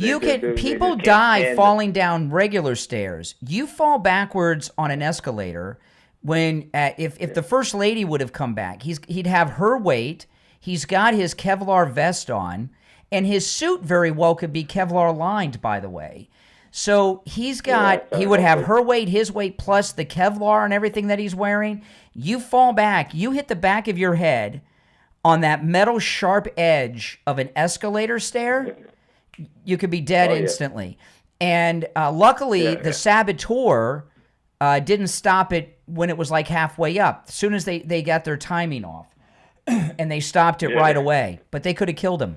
Well, we got to have a big investigation. Hopefully, Secret Service is on the ball and is going to find out who did it. Yeah. And if it was just so happened to be coincidental, then we'll give him some money again. But until then, let him go. There's no coincidental. We had the sabotage of the escalator, sabotage of the teleprompter, and sabotage of the microphone. All 3. Come on. Yeah, man. Oh, it's ridiculous. I know. It's so apparent, but these people don't care, man. They're just nasty, nasty people. Anyway, it's just like, and then you bring out these women who are taking Tylenol. I mean, what are they going to do next to hurt their baby? I mean, I agree with you. They should be investigating. What are they going to do? They're going to go rock climbing or something next? And how's the baby going to feel when it gets older? Say, oh yeah, my mother took a chance and exactly. I had autism, but it's crazy. These people, unbelievable. It's unbelievable that people could be this and insane. And then they brag about it online with videos. Yeah, I'm telling you. I don't know what's wrong with people, man. But well, it's called liberalism. Liberalism. Trump derangement syndrome. Man, they're giving us some kind of drugs, I think. There's got to be. How could people be this dumb, man? Something's wrong. Insanity. All right, Doug, I got to run, but I appreciate the call. If you're on hold, stand by. Yeah, let me give Dr. Appleton's number out since I mentioned him there. 3 times he's treated me from shoulder pain, all of them from falls. And I'll tell you, they're not severe falls. They're just like a normal little fall off the skateboard. And boy, I'm pain free now. And don't forget, with Dr. Appleton, it's always a free consultation. Appointments are not necessary. Walk-ins are welcome, and the consultation's free. 954-973-0710. 954-973-0710. And online, AppletonCairo.com. We'll be right back.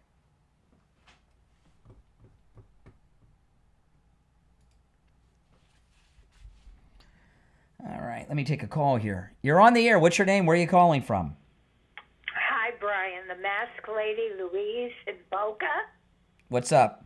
Hello? Yeah, what's up? Can you hear me? I can. Yes. Brian, regarding the autism situation. Yeah, hold on while I answer all these lines. The lines are ringing. All right, yeah, go ahead. Go ahead, Louise. Okay. Regarding the autism. That's better.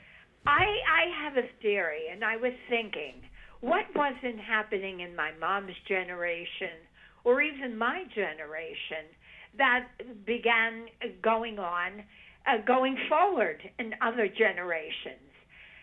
Did they ever consider pot smoking, sniffing cocaine, drugs that started happening, which didn't happen in my mom's generation or even in mine, because I had my son quite young at 20. I mean, I wonder if that was ever investigated. Well, I'm sure they've done all kinds of things, and they determined that Tylenol is a problem. Well, I never heard anything about pot or cocaine or anything like that. How do we know that pregnant women weren't? I mean, obviously, if you're doing that, you could have problems. But if you're smoking and cocaine is not something you're doing like 4 or 5 times a day. Hopefully. Well, I'm just thinking we had a large family, big family. Not one person ever had autism. Even in my generation, I asked friends. They never had autism in their family. But later on, it became... No, I don't know anyone in my family. I don't know anyone who has autism. No one in my family either. Going forward, they started with pot, cocaine, other illegal drugs. How do we know it wasn't that? I don't know how long. I don't know, Louise, but all these top research facilities, Harvard, Johns Hopkins, and all they found this Tylenol risk. I never heard that mentioned. Well, you heard it this week. All right, Louise, I appreciate the call. You've heard it now. Okay. All right, where are we? Hold on, let me check the time when we're going to be back. 30. I've got 90 seconds. I'll wait until we get back to take another call because I don't want to have to be short. So if you're on hold, stand by. We'll be back in about 90 seconds. So I don't want to have to rush you. We'll take the call when we get back.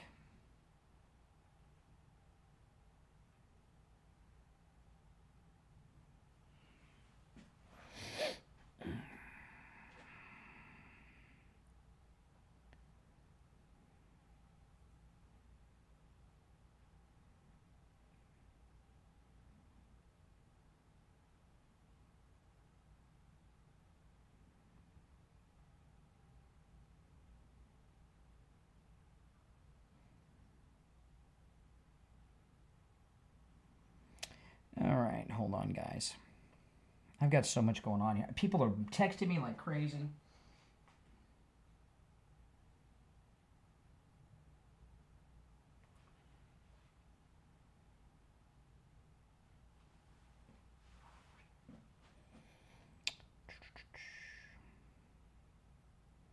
"30 seconds, we'll be back."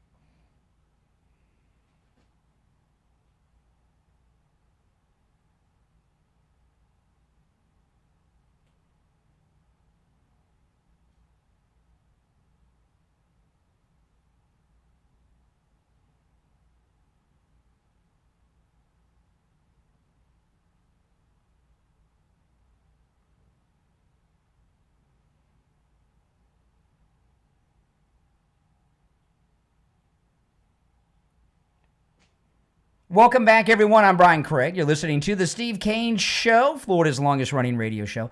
I don't know what happened. During the break, like Everybody I know just decided to text me about things this morning, none of which have anything to do with the show. All right, let's go back to the phones. We've covered quite a bit, so everything we've covered so far is fair game. The number is 888-465-2631. Let's go. You're on the air. What's your name? Where are you calling from? Mark from Ohio. Yes, Mark. Hey, I got 2 questions for you, buddy. And how are you doing today, by the way? I am doing very well. How are you? I'm blessed. God is great. Yeah, absolutely. My question is, have you heard anything about Donald Trump giving Peter Thiel pretty much $1 billion to start social credit score system over here like China has? No. Well, other than you just now. That? Just from you just now. Other than you know. Okay. I read that in I don't know what article it was. So it could be, just a fib or whatever. So I just look at it as that until it comes out. Then I'll say, oh, okay. You can't believe. Yeah, what's the next thing? Go ahead. And one last thing is, okay, for the longest time, we conservatives would get mad when the left would cancel people for saying things. So how is it right if we think it's wrong for them to do it, but then we do it? Well, who did we cancel? Like, for instance, well almost canceled. I'm not a Jimmy Kimmel fan. I don't even. What do you mean we almost? What do you mean we almost can't? How did we almost cancel? He almost got canceled, didn't By he? who? Well, I'm sure Trump had a little bit to do with it. Really? Did he not? What did Trump do that took Jimmy Kimmel off the air? And then when did he reverse whatever he did that allowed him to return to the air last night? I've missed both sides of that story. I don't know what he did. You know what he? I know what he did. I know what he did. Listen, he did nothing. It's a publicity stunt set up by Jimmy Kimmel, ABC, and his management. President Trump did nothing. And you know that for sure? Yes. How do you know it? Because if you follow all these stories, all right? Right. President Trump was asked 3 or 4 times about Jimmy Kimmel. He says he's got low ratings. That's why he's off. And the other ones are going to be following because they have low ratings too. None of the stories tell you any action that was taken by the FCC or President Trump that removed him from the air. ABC, in their statement announcing that they released a statement the day before yesterday that he was coming back last night. In the statement, ABC said, we made the decision to return him to the air Tuesday. We made the decision. Oh, I thought the government did it. I thought Trump did it. So even ABC admits that they took him off the air, not the president. Total fabrication. 100% fabrication. Right.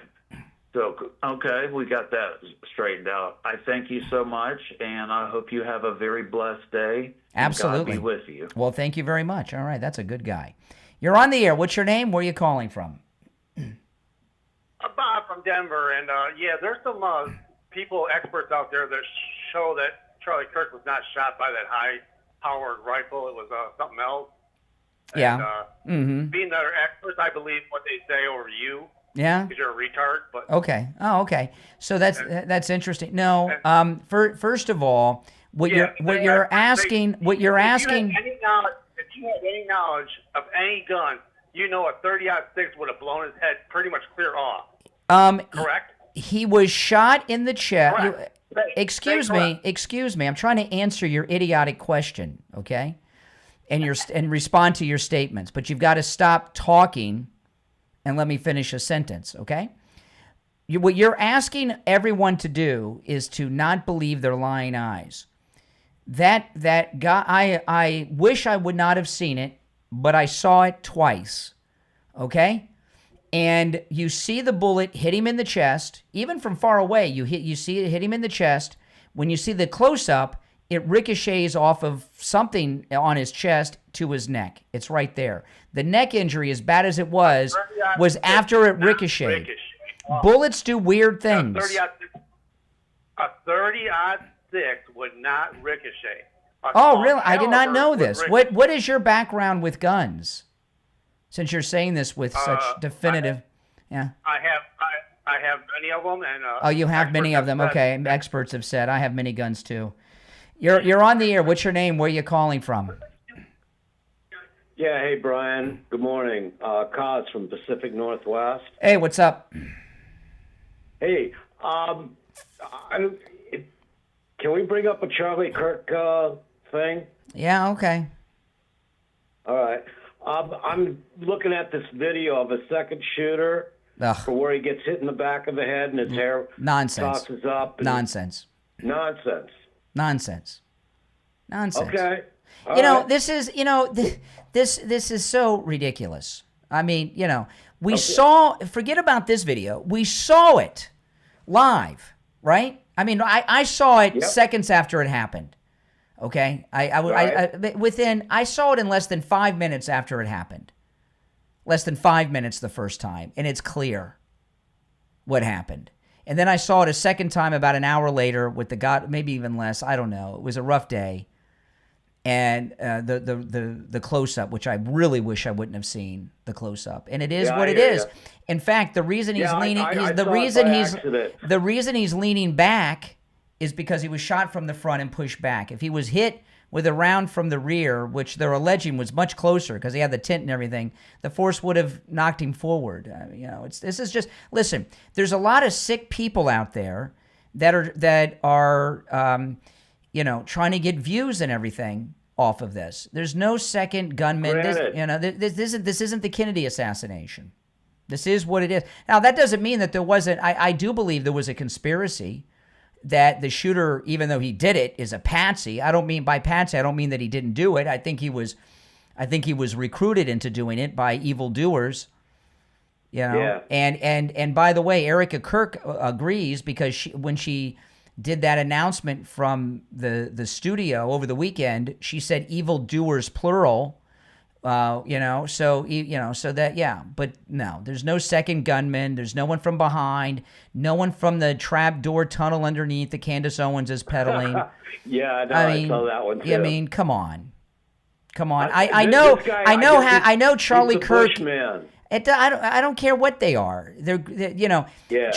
Having Charlie Kirk conspiracy things is good for lots of attention right now, and people are doing that. It's nonsense.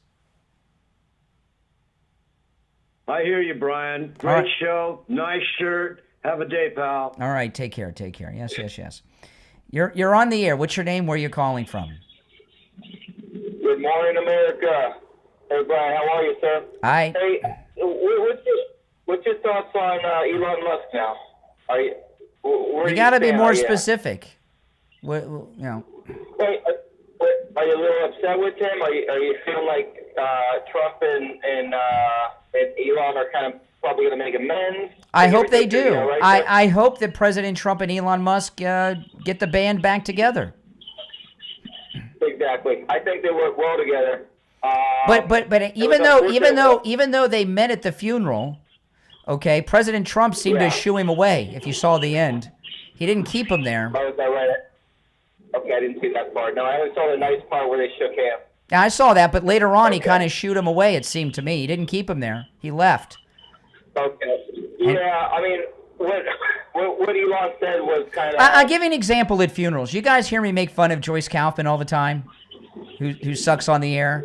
We were at a funeral, and we hugged each other. Joyce and I gave each other a hug at a funeral. It was years ago, but, I mean, we got a feud that's been going on for 25 years, and we hugged at a funeral. I mean, funerals, do things, to people. Yeah, you got to put your differences aside. I mean, there's a greater cause at that moment. Yeah. And, God bless Charlie and his family, and may his message live on forever. Indeed. And always. All right, take care. Appreciate the call. If you're on hold, stand by. If you or someone you know or love have neuropathy, listen up. I want to talk about Lighthouse Medical. And also, I'm going to go through the symptoms of neuropathy. If you have any of these symptoms, you may have neuropathy and don't even know it. And you can get an examination at Lighthouse Medical. Do you have numbness, pain, burning, tingling in your hands and feet, muscle weakness, loss of balance, you getting dizzy, you falling down? Do you have the feeling of pins and needles in your hands and feet? Maybe no feeling at all. Well, if you answered yeah, you might have neuropathy. And, Lighthouse Medical, if you're a listener to the Steve Kane Show, offer free, no-charge consultations, okay? Furthermore, if you have neuropathy and you know it, you can take advantage of the no-charge consultation. But if you think you might have neuropathy because you have some of these symptoms, you want to call them too. Lighthouse Medical has a treatment for neuropathy, a treatment that works, and a treatment that lasts. Steve had all these symptoms, and he had them pretty hardcore. He went to Lighthouse Medical, had his treatment over 3 years ago. They rid him of neuropathy, and over 3 years later, his neuropathy has not returned. Also, Lighthouse Medical can help you no matter where you're located in the United States. Give them a call, 754-222-6642. 754-222-6642. That's 754-222-6642. And online, lighthousemedicalcenter.com. We'll be right back.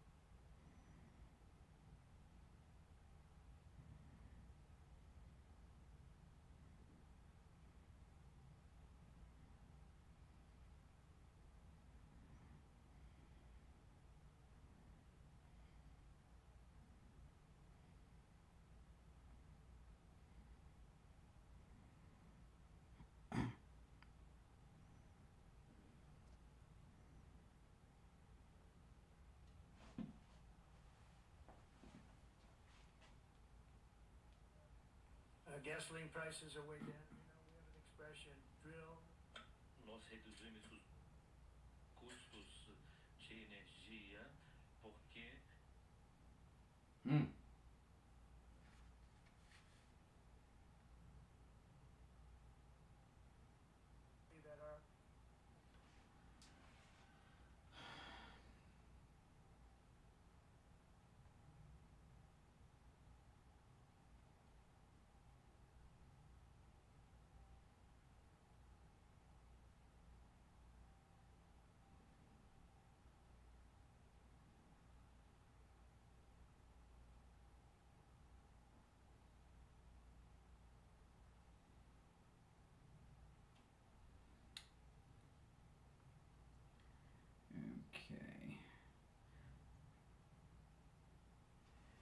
We'll be back shortly, guys.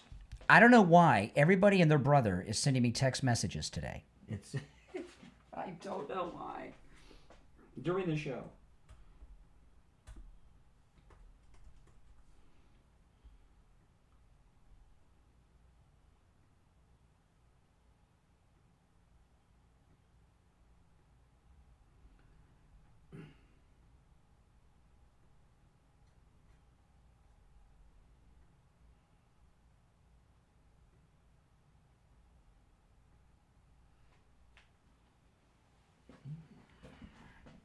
If you're on hold, stand by. I'll take the calls after the break.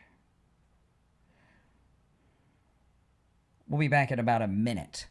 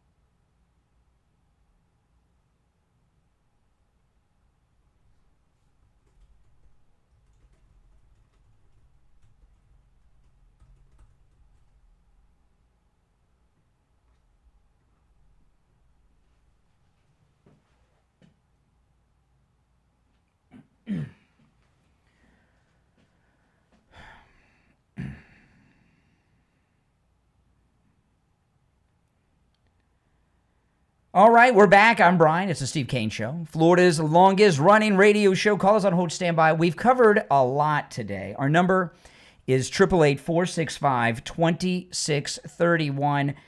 Everybody I know has been texting me today during the show, which I don't mind getting text during the show, but I'm getting text overload, and I'm trying to communicate with things that involve the show.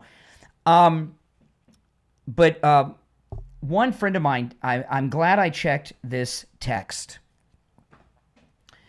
I can't play it for you on the air, and I'll tell you why.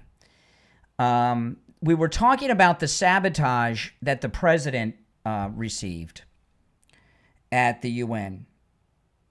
Okay? Number one was the escalator. They could have killed him with the escalator. Then his teleprompter went out mid-speech, trying to embarrass him, but he can go off the top of his head.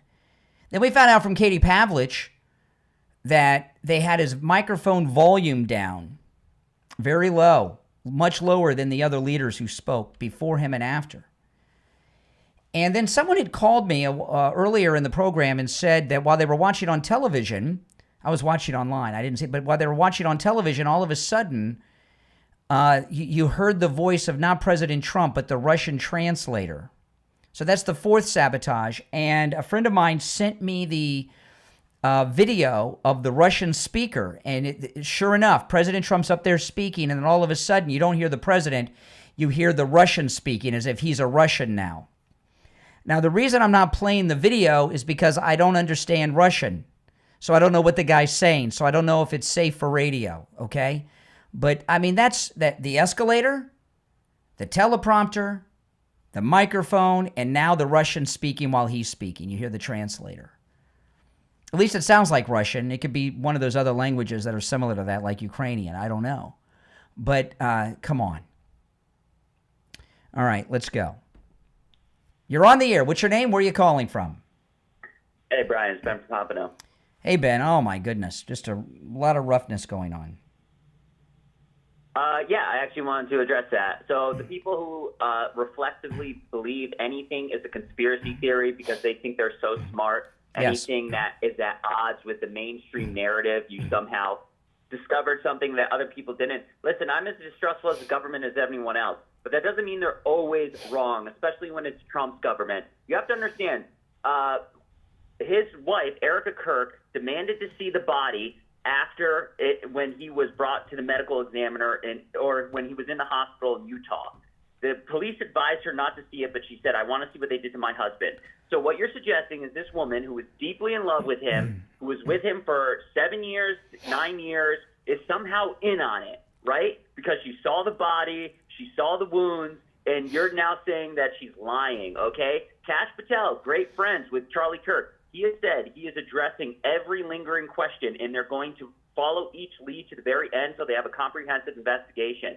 So that means everyone who loved Charlie faked it for years and years and years just so when he gets killed, they can all lie to us about it. Yeah. Please, get off the internet. Your brains are rotting, and you're making fools of yourself. I understand after COVID, after everything the Biden administration did, after the first Trump term, it's very, very hard to trust institutions.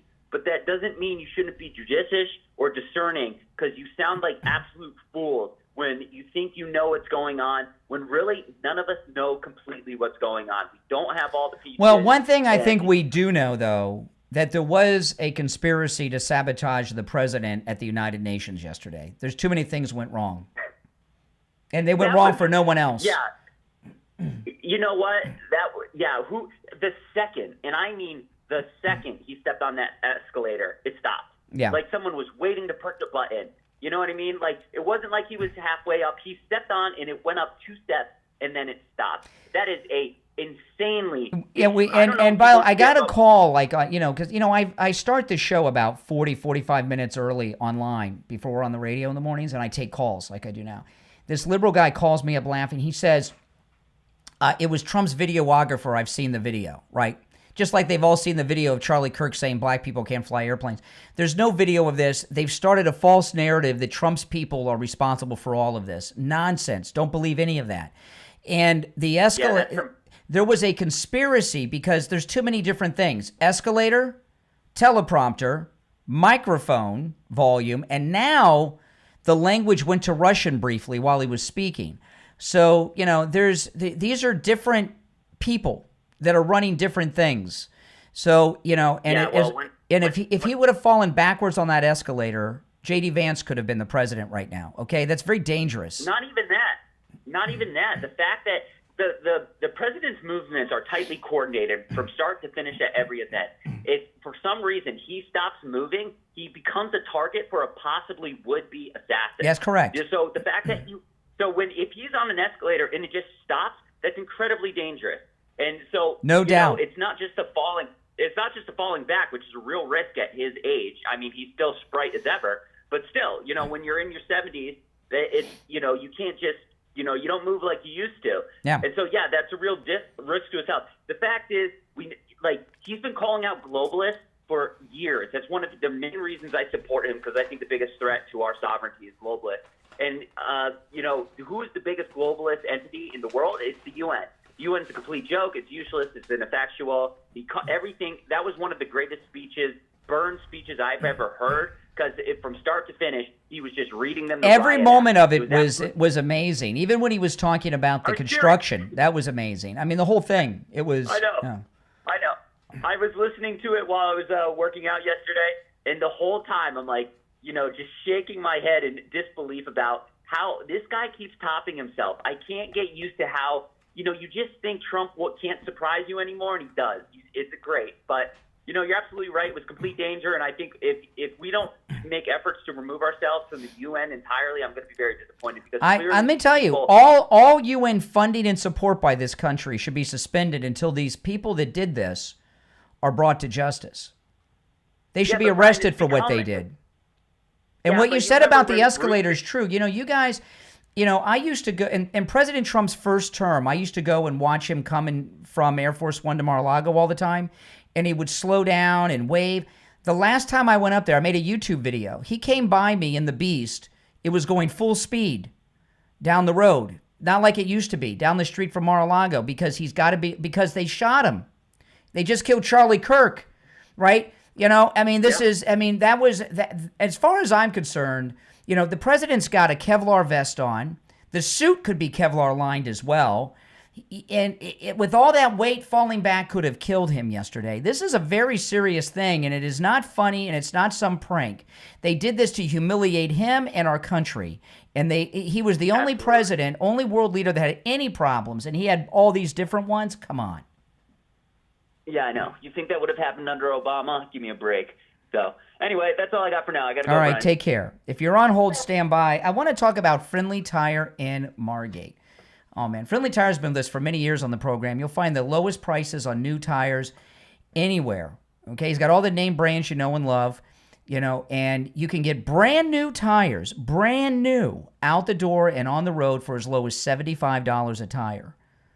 And by the way, that's for common-sized tires on some of the most common vehicles on the road. I don't want you guys to think I'm talking about a Fiat that has tires like the size of a golf cart. I'm talking about some of the most popular cars on the road. These tires fit $75 as low as out the door and on the road. And when I say out the door and on the road, Friendly Tire doesn't charge you to balance the tire, mount the tire, or dispose of your old tire, okay? Remember that when you call. I'm going to give you the number in a moment. He also has thousands of good used tires in stock as well. And he does tire repairs. His number, 954-977-9445.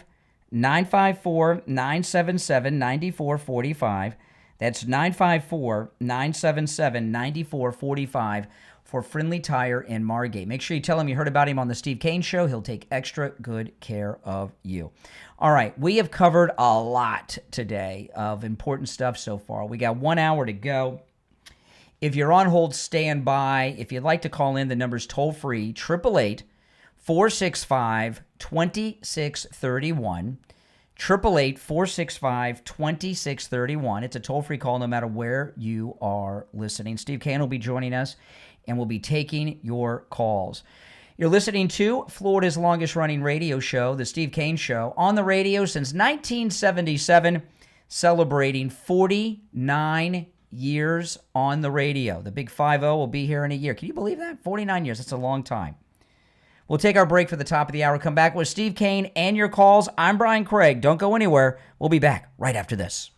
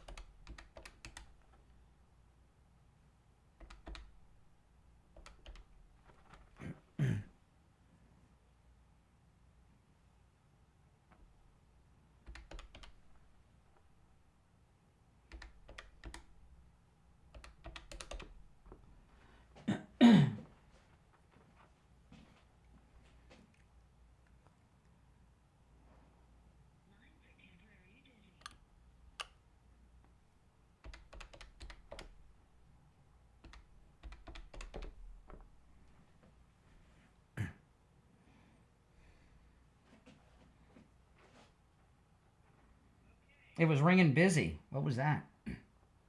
Hey, yeah, the phone was ringing busy. Were you on it? Okay. Okay, hold on for just a second. I'll pull you up on the speaker in a minute. Hold on.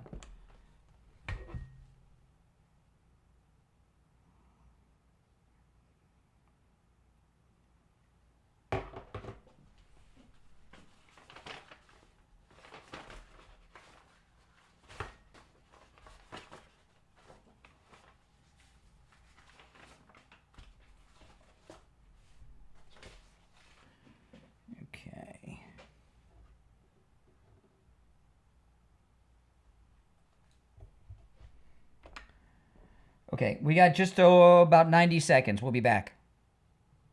All right. Hold on. Oh, my goodness.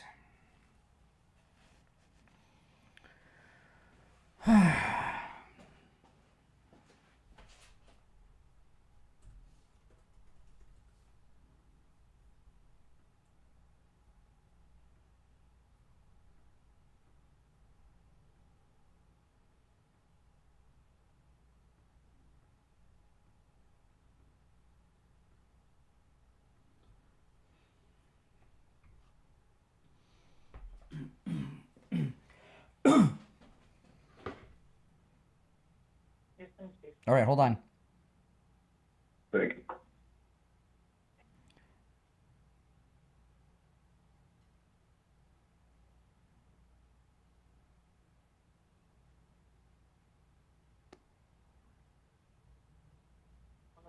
All right, hold on, guys, hold on.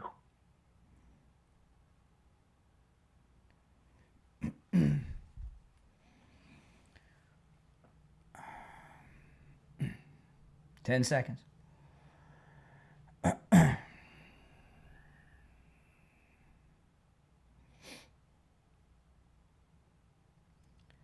All right, we are back. I'm Brian. Steve Kane is here. The third hour has begun. You're listening to Florida's longest-running radio show, The Steve Kane Show, on the radio since 1977, celebrating 49 years on the radio. Oh, man, Steve, lot has happened since yesterday. 49 glorious years, yes.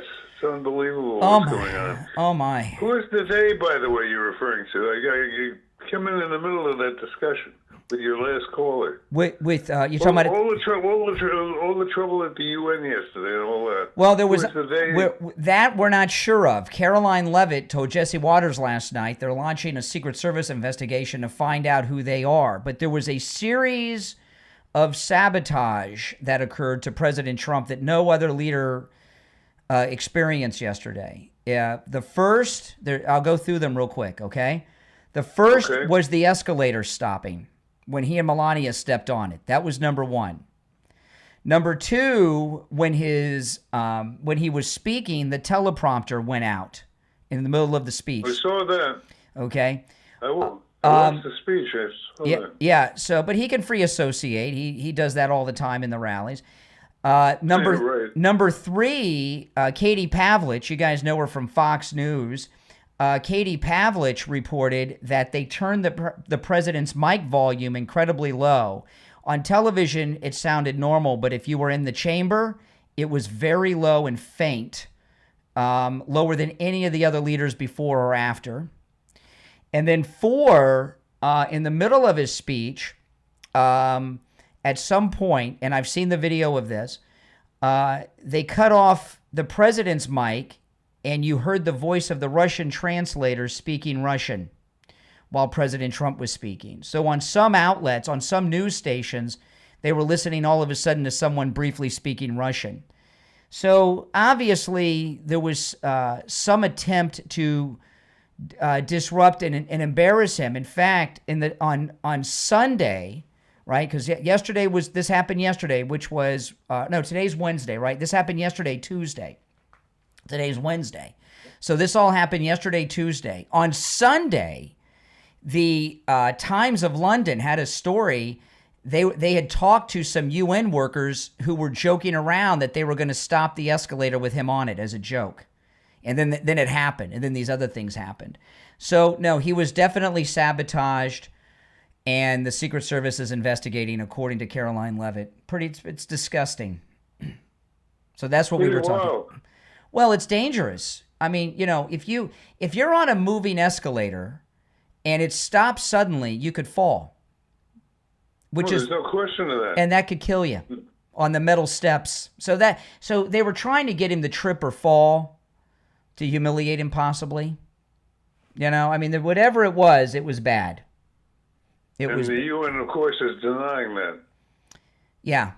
Yeah. And they're trying to get a false narrative going that Trump's people stopped the escler and did all these things. That's one of the items on the table. Let me ask you another question, because I stayed up, I was, as usual, in front of the television all day yesterday. By the way, that performance that Don gave at the UN was nothing short of spectacular. It was the best UN speech in history.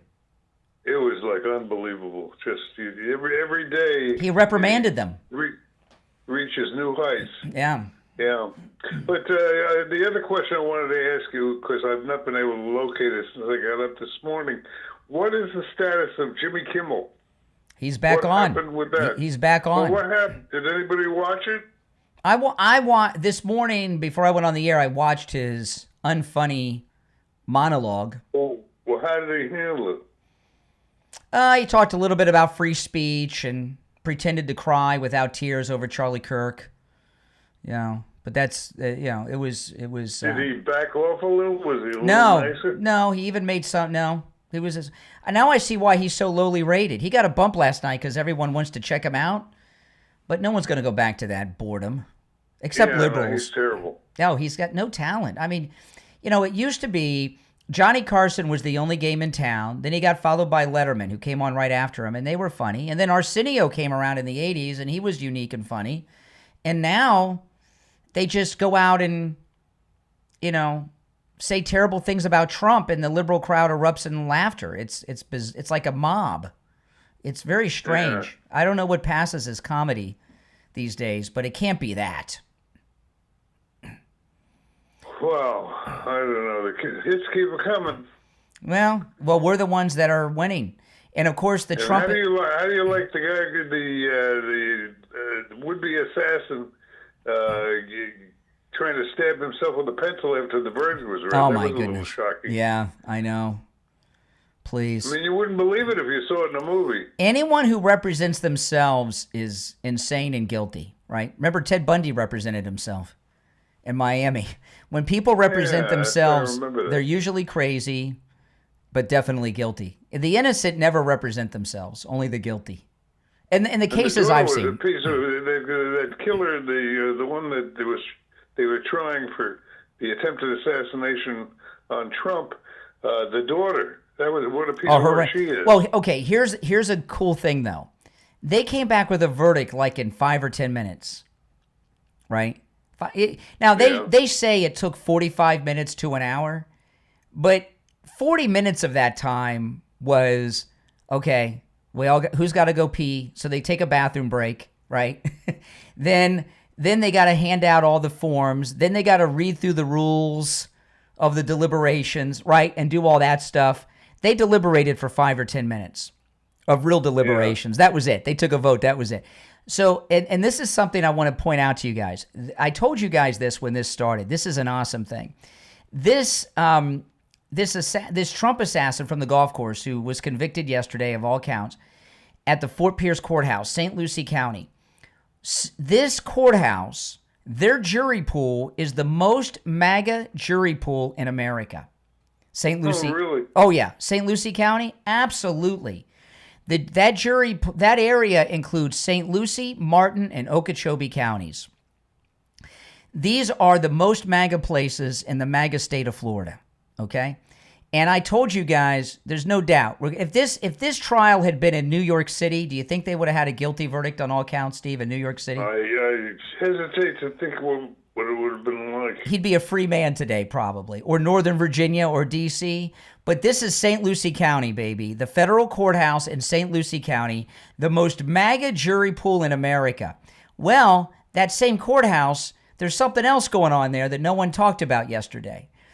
Pam Bondi has a grand jury in that courthouse for these Obama coup conspirators. The Comey, Brennan, Clapper grand jury is in that same courthouse. The grand jury pool is the same pool of people that they got on the jury for the assassin case. So this is where you want to be, right? That sounds promising. Well, we got good jurors there, right? We got good jurors who do give just verdicts. And I'm looking forward. I can't wait for the Pam Bondi grand jury in that same court. There's at least one grand jury in that courthouse that's a Pam Bondi grand jury. She may have multiple grand juries in that courthouse, but she has at least one. And so this is awesome stuff. You know, it's a good jury pool, St. Lucie. And you know, that's within our listening area on the radio, you know. And, one of our radio stations is in that area. So those of you in St. Lucie County, Martin County, and Okeechobee County who may have made your way to that jury, that was the first just jury we've had in any case involving Trump like this in a long time, because these other juries are just fake juries. They put these things together. It's crazy. It's amazing. I want to tell everyone about Lighthouse Medical and neuropathy. And, I talked about this earlier, but now that you're here, Steve, you had neuropathy. This was over 3 years ago. You had neuropathy so bad, you said, I don't know if I'm going to be able to go on the cruise. Remember? You're like, I can't get out. You couldn't get out of bed. Do. Yeah. And we found Lighthouse Medical in Pompano. Your primary care physician told you there's no treatment for neuropathy.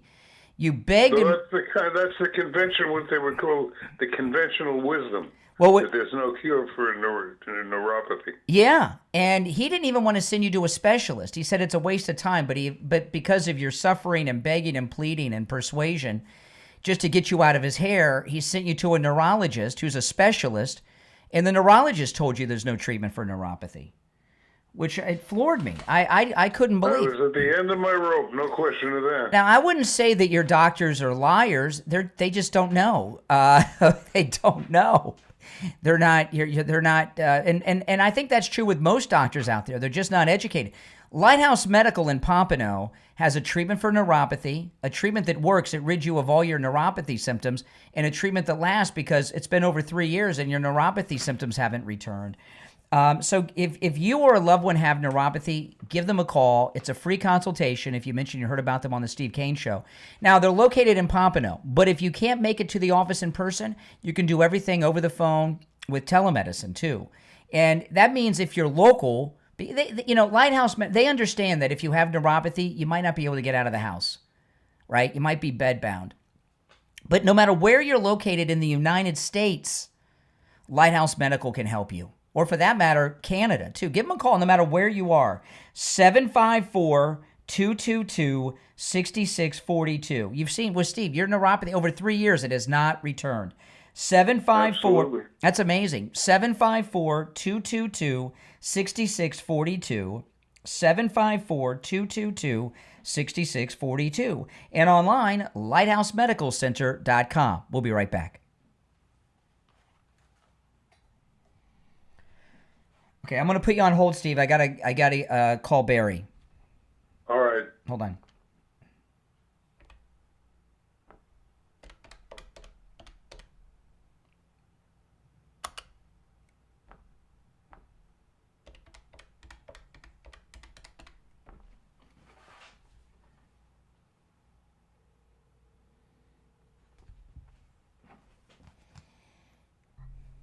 Hey, Barry, it's Brian.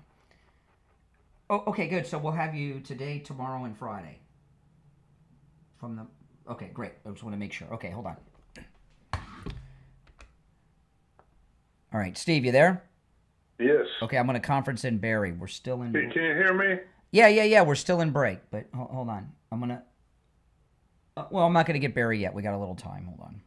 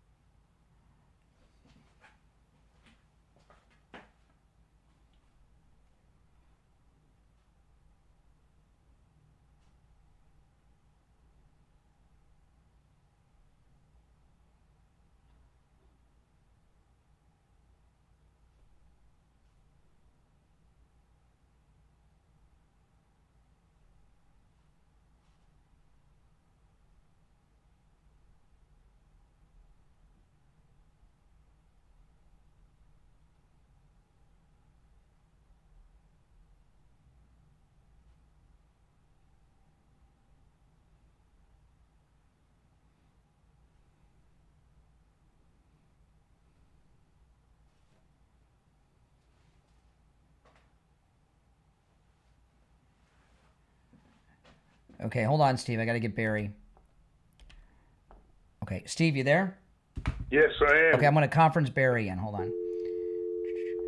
All right, Barry, we have about 30 seconds. Okay, thank you. Mm-hmm.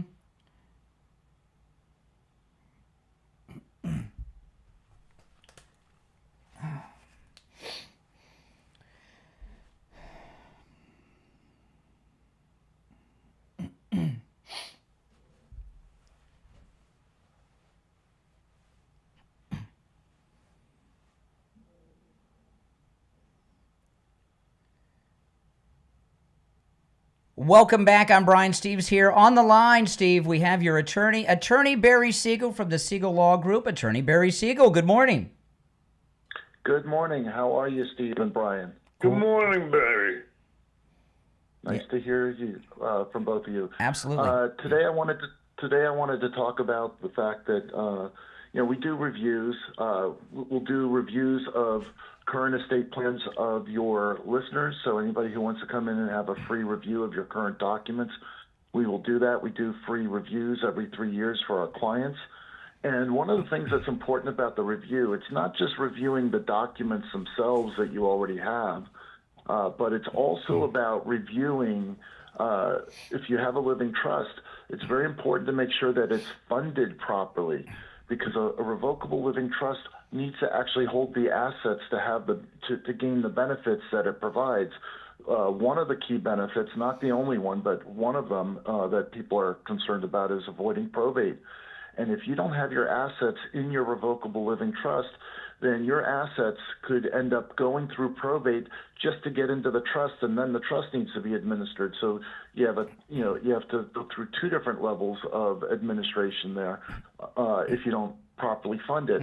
So that is why we review the funding, and the funding is so important. You got to make sure, for example, your real estate gets funded through a deed. A deed is the instrument that is used to transfer the ownership of your real estate from your name or your name and your spouse's name into your trust. And then there's paperwork transfer letters that need to be prepared and presented to the financial institution in order to get those assets into the trust. By doing that second important part, you will have a revocable living trust plan and an estate plan that works, one that is going to help you avoid probate, avoid guardianship, and protect your loved ones. Yeah, and by the way, that no charge review of your documents, that's even if they were done by another attorney or law firm.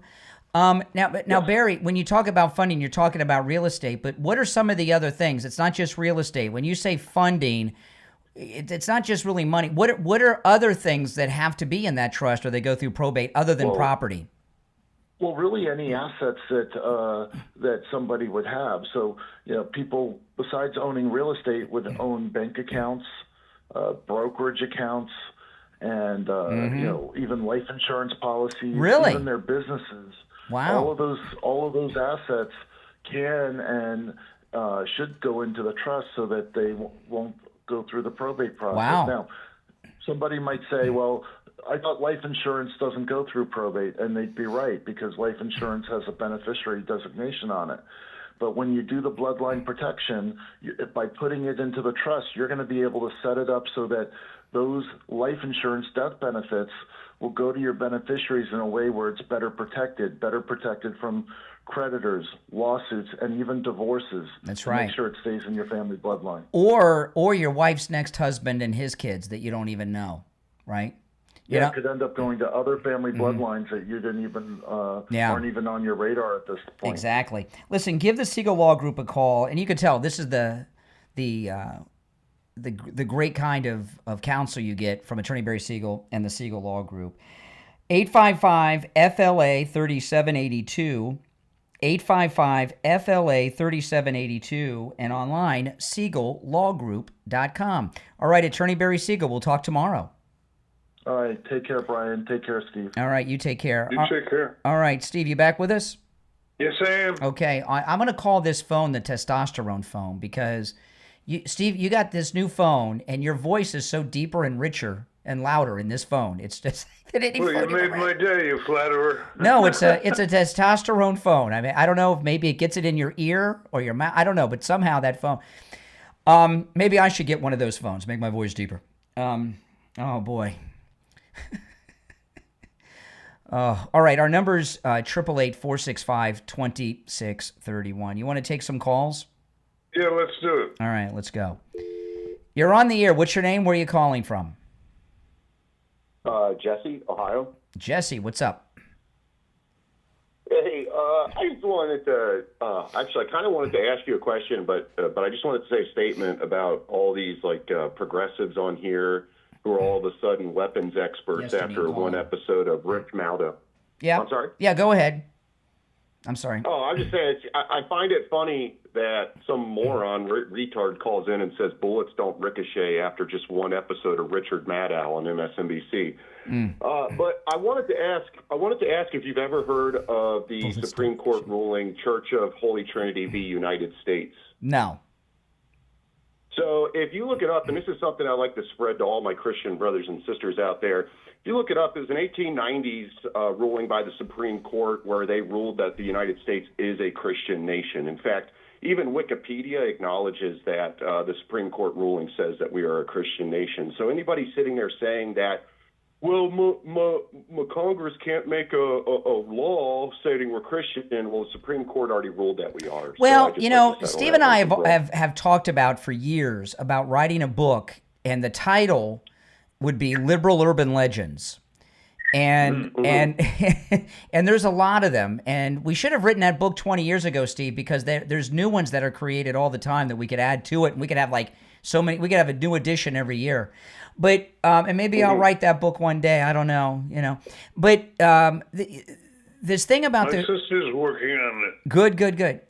This thing about the country being a Christian nation, that what they usually point to is, well, Thomas Jefferson had a Koran, and that means, well, the Barbary pirates were Muslims. We were at war in the halls of Montezuma to the shores of Tripoli from the Marine Corps hymn.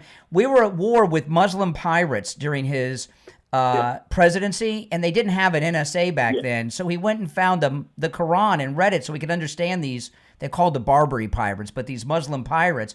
But they grab onto, it's important to point out that this is a Christian nation, which, by the way, Judeo-Christian. I don't want to offend our Jewish listeners out there, especially in a Holy Week. But I disagree with you.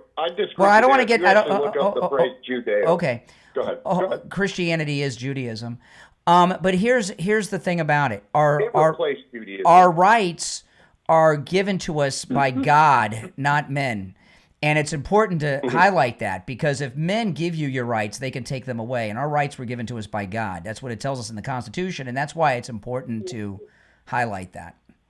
So, well, I agree with you that according to the Constitution, we do get our rights from God, but I don't believe in rights. Rights aren't a real thing. They're just simply what we can enforce upon. All right, you're getting too cerebral. You're getting too cerebral for 8:24 in the morning. I'm sorry, but hey, listen, I appreciate the call.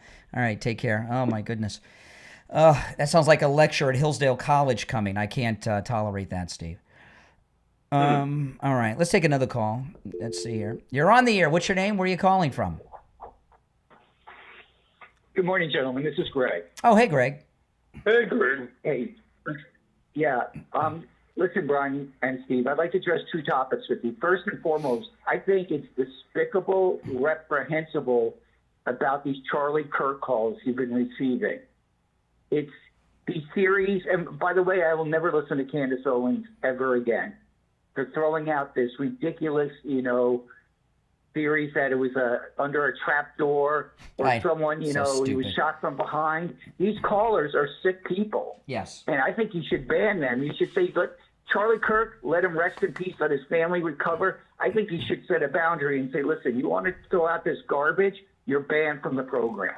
There are people that don't want us taking your calls. Now, the calls are screenless, and we vet them on the air. We screen them live on the air, so, Well, but there is a point of, where you, in my opinion, set a boundary. And let's go to the UN.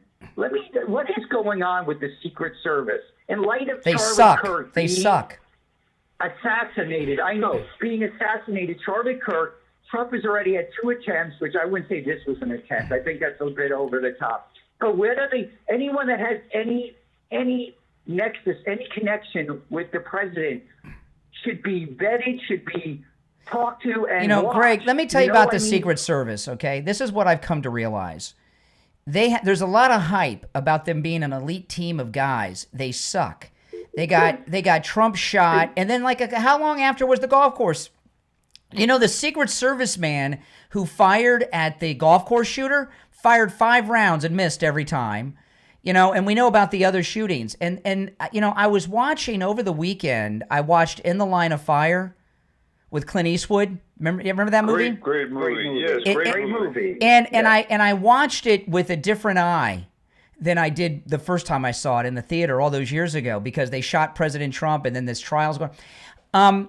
He plays a guy who was on Kennedy's private detail in Dallas. This movie came out in the 90s. So, he was on Kennedy's detail. Yeah. And because of the assassination, he had been put back in the criminal division, working on counterfeiters and stuff. And he had lived all these years with the shame of his failure of letting Kennedy get shot. The story goes that he was his favorite agent.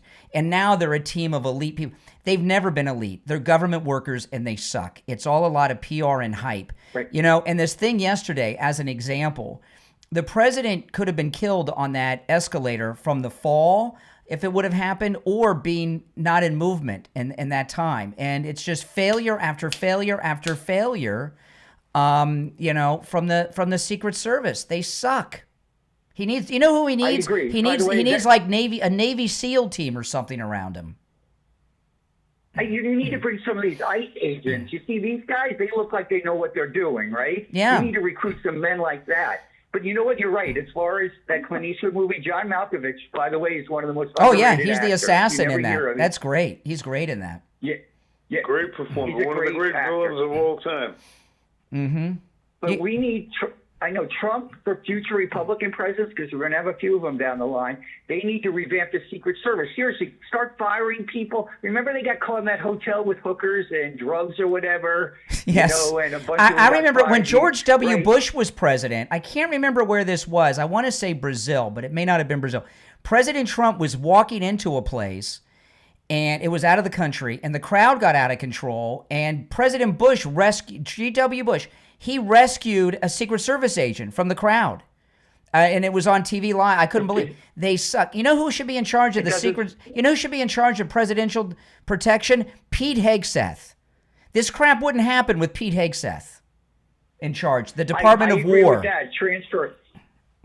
And one last comment, if I may. Listen, the UN, we need to get rid of it. Let it go over to Europe. Let's get that building back for America. You know what it cost us to protect like all these leaders that come in there? You know, to do nothing except give speeches that are meaningless. The UN, we need to say who wants it. Rome, That's right. Paris, or whatever. You can take it over. All right, Greg. This is the second. This is the Have a second. good day, guys. Before you go, this is the second call 2 days in a row where we're agreeing on everything. All right, have you been red pilled? What's happened to you? You're agreeing with me on everything. No. You just misjudged me, Brian. That's all. Okay. But we'll be adversaries once again. Once I hear some of your okay. All right. Take care, Greg. It's 2 days in a row we've agreed on everything. Telling you not to get spoiled. You know, today after the show, when we get off the air, I have a doctor's appointment with a new sponsor here on the radio station. And really, yeah. After the appointment, I'll call you. And I'm really excited because this is my first medical appointment of any kind since I lost all this weight with Coastal Weight Loss Secret. and I'll tell you guys, if not tomorrow or Friday next week, about this appointment that I'm going to today. And my wife was telling me, she's like, "Oh man, I'm glad you lost all this weight before this appointment, Brian. You're gonna have a better report because of it." And there's no doubt about it. And you know, Steve, I added 4 hours. You know, we're now a 4-hour show in the mornings, right? I do an hour off the air. I start like at 5:15 in the morning and go late, you know. And right. I was afraid and it's sponsored by My Pillow, and I was afraid I wouldn't be able to do it. But since I've lost all this weight, I have so much more energy, and it's all natural, you know. And my results are typical. You know, with Coastal Weight Loss Secret, you can lose 10 to 20% of your body weight in just 60 days, and it's easy. And now I've been in the maintain phase for the last couple of months. I haven't gained 1 ounce back because with the Coastal Weight Loss Secret, there's no big lifestyle changes to lose the weight.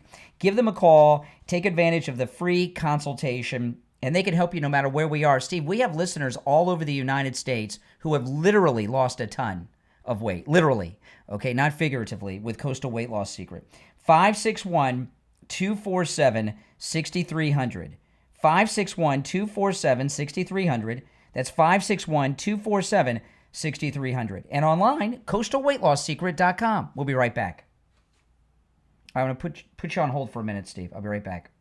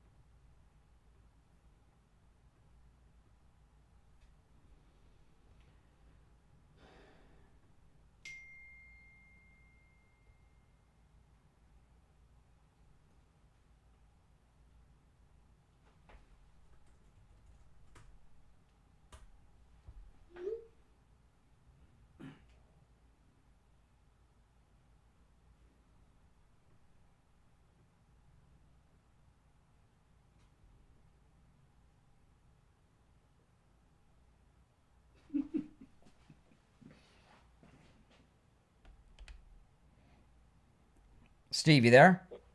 I'm here. Okay, hold on. We're still in break. We got about 90 seconds. 90 seconds.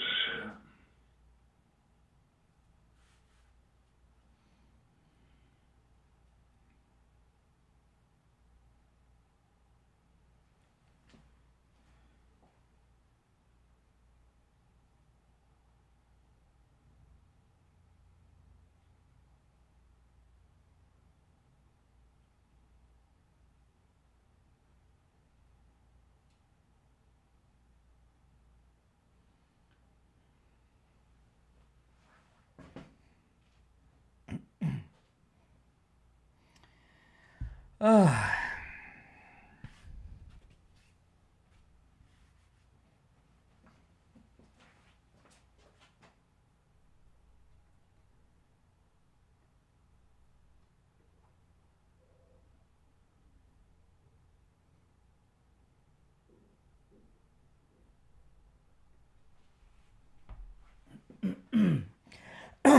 right, 30 seconds. Okay.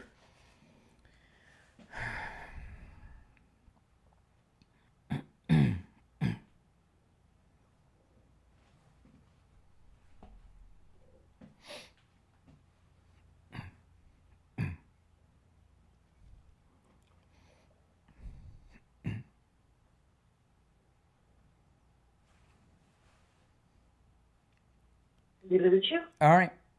We are back. I'm Brian. Steve Kane is here. If you're on hold, stand by. You know, I'm sure you've known people like this, Steve, in broadcasting. This is what Jimmy Kimmel's trying to... There's some people that that are on the air. They usually are people that suck.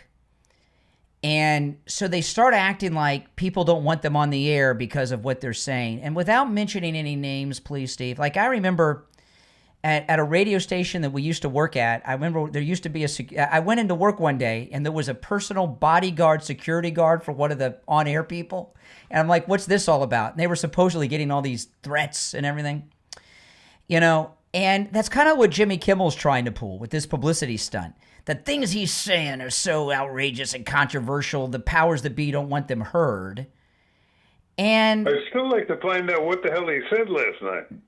Nothing, less than nothing. He pretended to cry over Charlie Kirk for a moment, the tearless crying, and just talked about himself. I mean, he's got nothing. He's got no jokes. He wasn't hostile towards the memory of Kirk. He said, I didn't mean to say anything about that young man that got killed. Yeah, please. It was, I mean, you know, give me a break. He did. He said nothing. He really said nothing. And, you know, no one is stopping Jimmy Kimmel from saying anything because he doesn't say anything. I watched his monologue, and I will tell you, it was the first time I've seen a Jimmy Kimmel full monologue. I've seen clips here and there over the years online. He's got nothing. Was he snarky at all? Was he aggressive at all towards? Not really. No, there was nothing there. Like it wasn't like Jay Leno or Carson or Letterman. They come out and they're funny, or have something interesting to say or clever to say. He just basically said, "I'm here. I'm back. Stand and applaud. I am here." He wanted. And that was it. You want to talk about an ego. It's one thing, you know. I've known people in the entertainment world, and you have too, that have egos. And with rare exceptions, my experience has been the egos are the less the talent, the bigger the ego, right? The people with the bigger the ego, they have less talent. The more normal they are, the greater the talent. And I think that this is just from my personal experience. And this is one of the reasons you and I have gotten along so well over the years. I'm not saying that Steve and I have never gotten into it, okay? Sometimes on the air. But we've gotten into it. But we don't have those but we don't have like the ego conflicts, right? You know, and that's very rare in this business, because when you're good, you're secure about it. When you have ego problems, they oftentimes compensate with overblown, holier than thou egos. Got to roll out the red carpet because they're all that, you know. And Jimmy Kimmel, Steve, I got to tell you, there was nothing there in that monologue. I was shocked because I would have come out.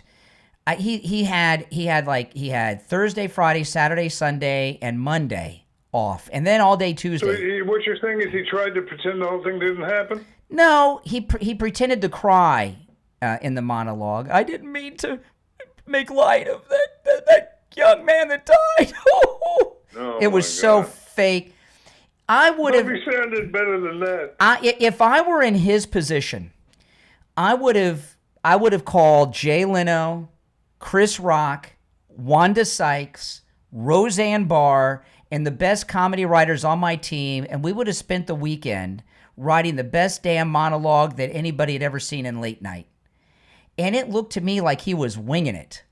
I couldn't believe that is, and I'm not saying he was winging it. Well, that's right. Because he was. Well, he was. He was going through the motions. Yeah, it was pathetic.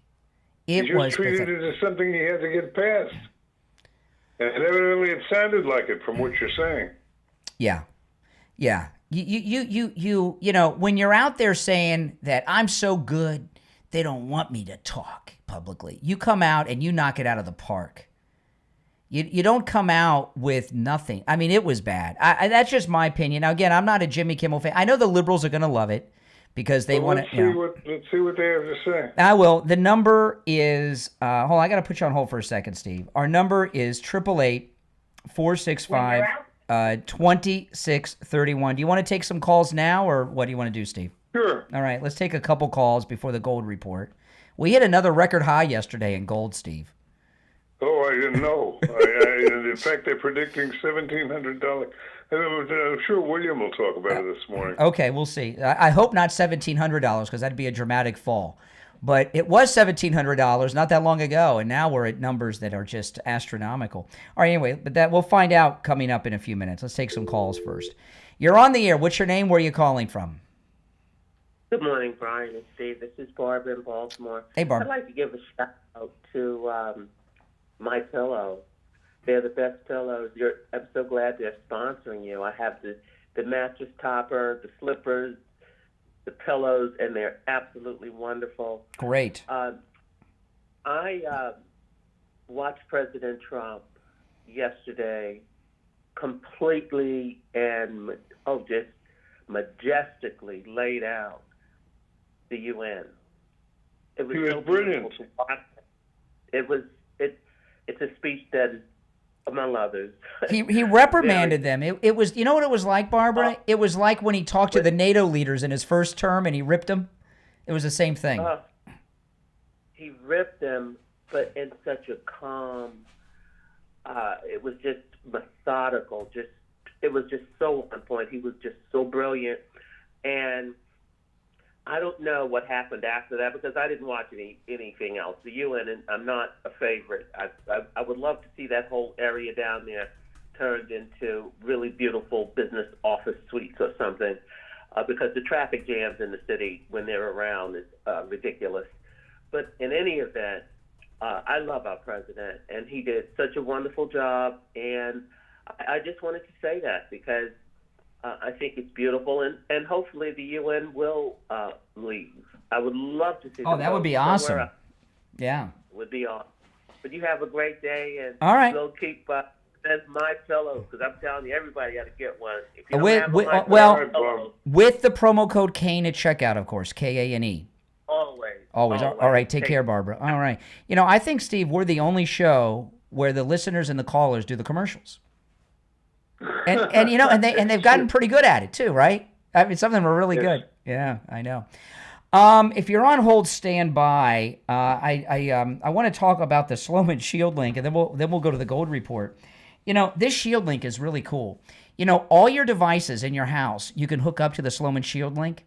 Your TV, your computers, your lights, your thermostat, everything. So, like, this is a cool thing. Like, you leave your house, you turn your alarm on, you can have it adjust your thermostat so you're not wasting electricity while you're gone. Or turn your lights on so when you come home and if it's after dark, the lights are on and the TV's on. Everything. It's absolutely amazing. And here's a couple cool things about it. With the Sloman Shield link, it works on all the devices you already have in your house. And here's the other thing. They'll connect it all for you. And they have 24/7 support. So, like, what I mean by that 24/7 support, if it's Saturday night, Sunday morning at 2:45 a.m., and you want to add the lights on your back porch to the Sloman Shield link, you can call them and they'll walk you through it. They'll do it for you. It's a cool thing. Give them a call. 833-283-5050. 833-283-5050. That's 833-283-5050. We'll be right back. All right, I'm going to put you on hold, Steve. I got to call William. Okay, hold on. All right.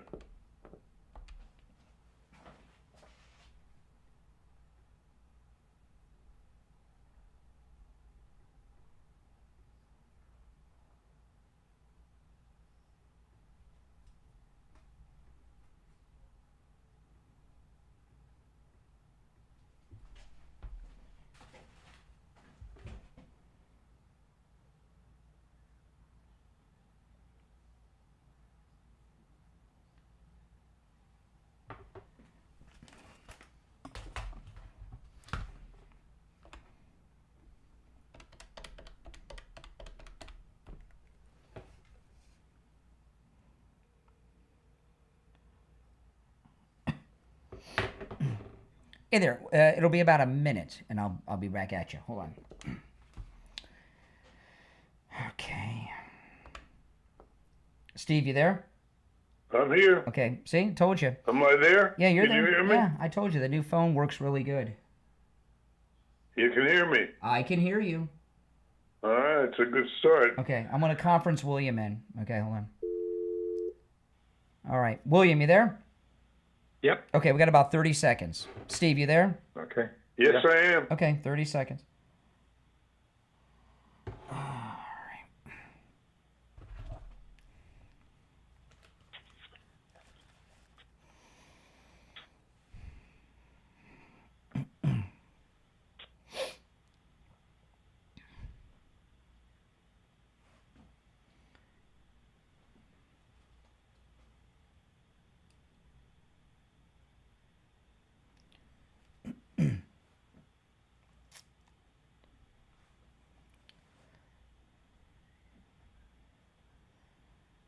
All right, welcome back. You're listening to Florida's longest running radio show, The Steve Kane Show.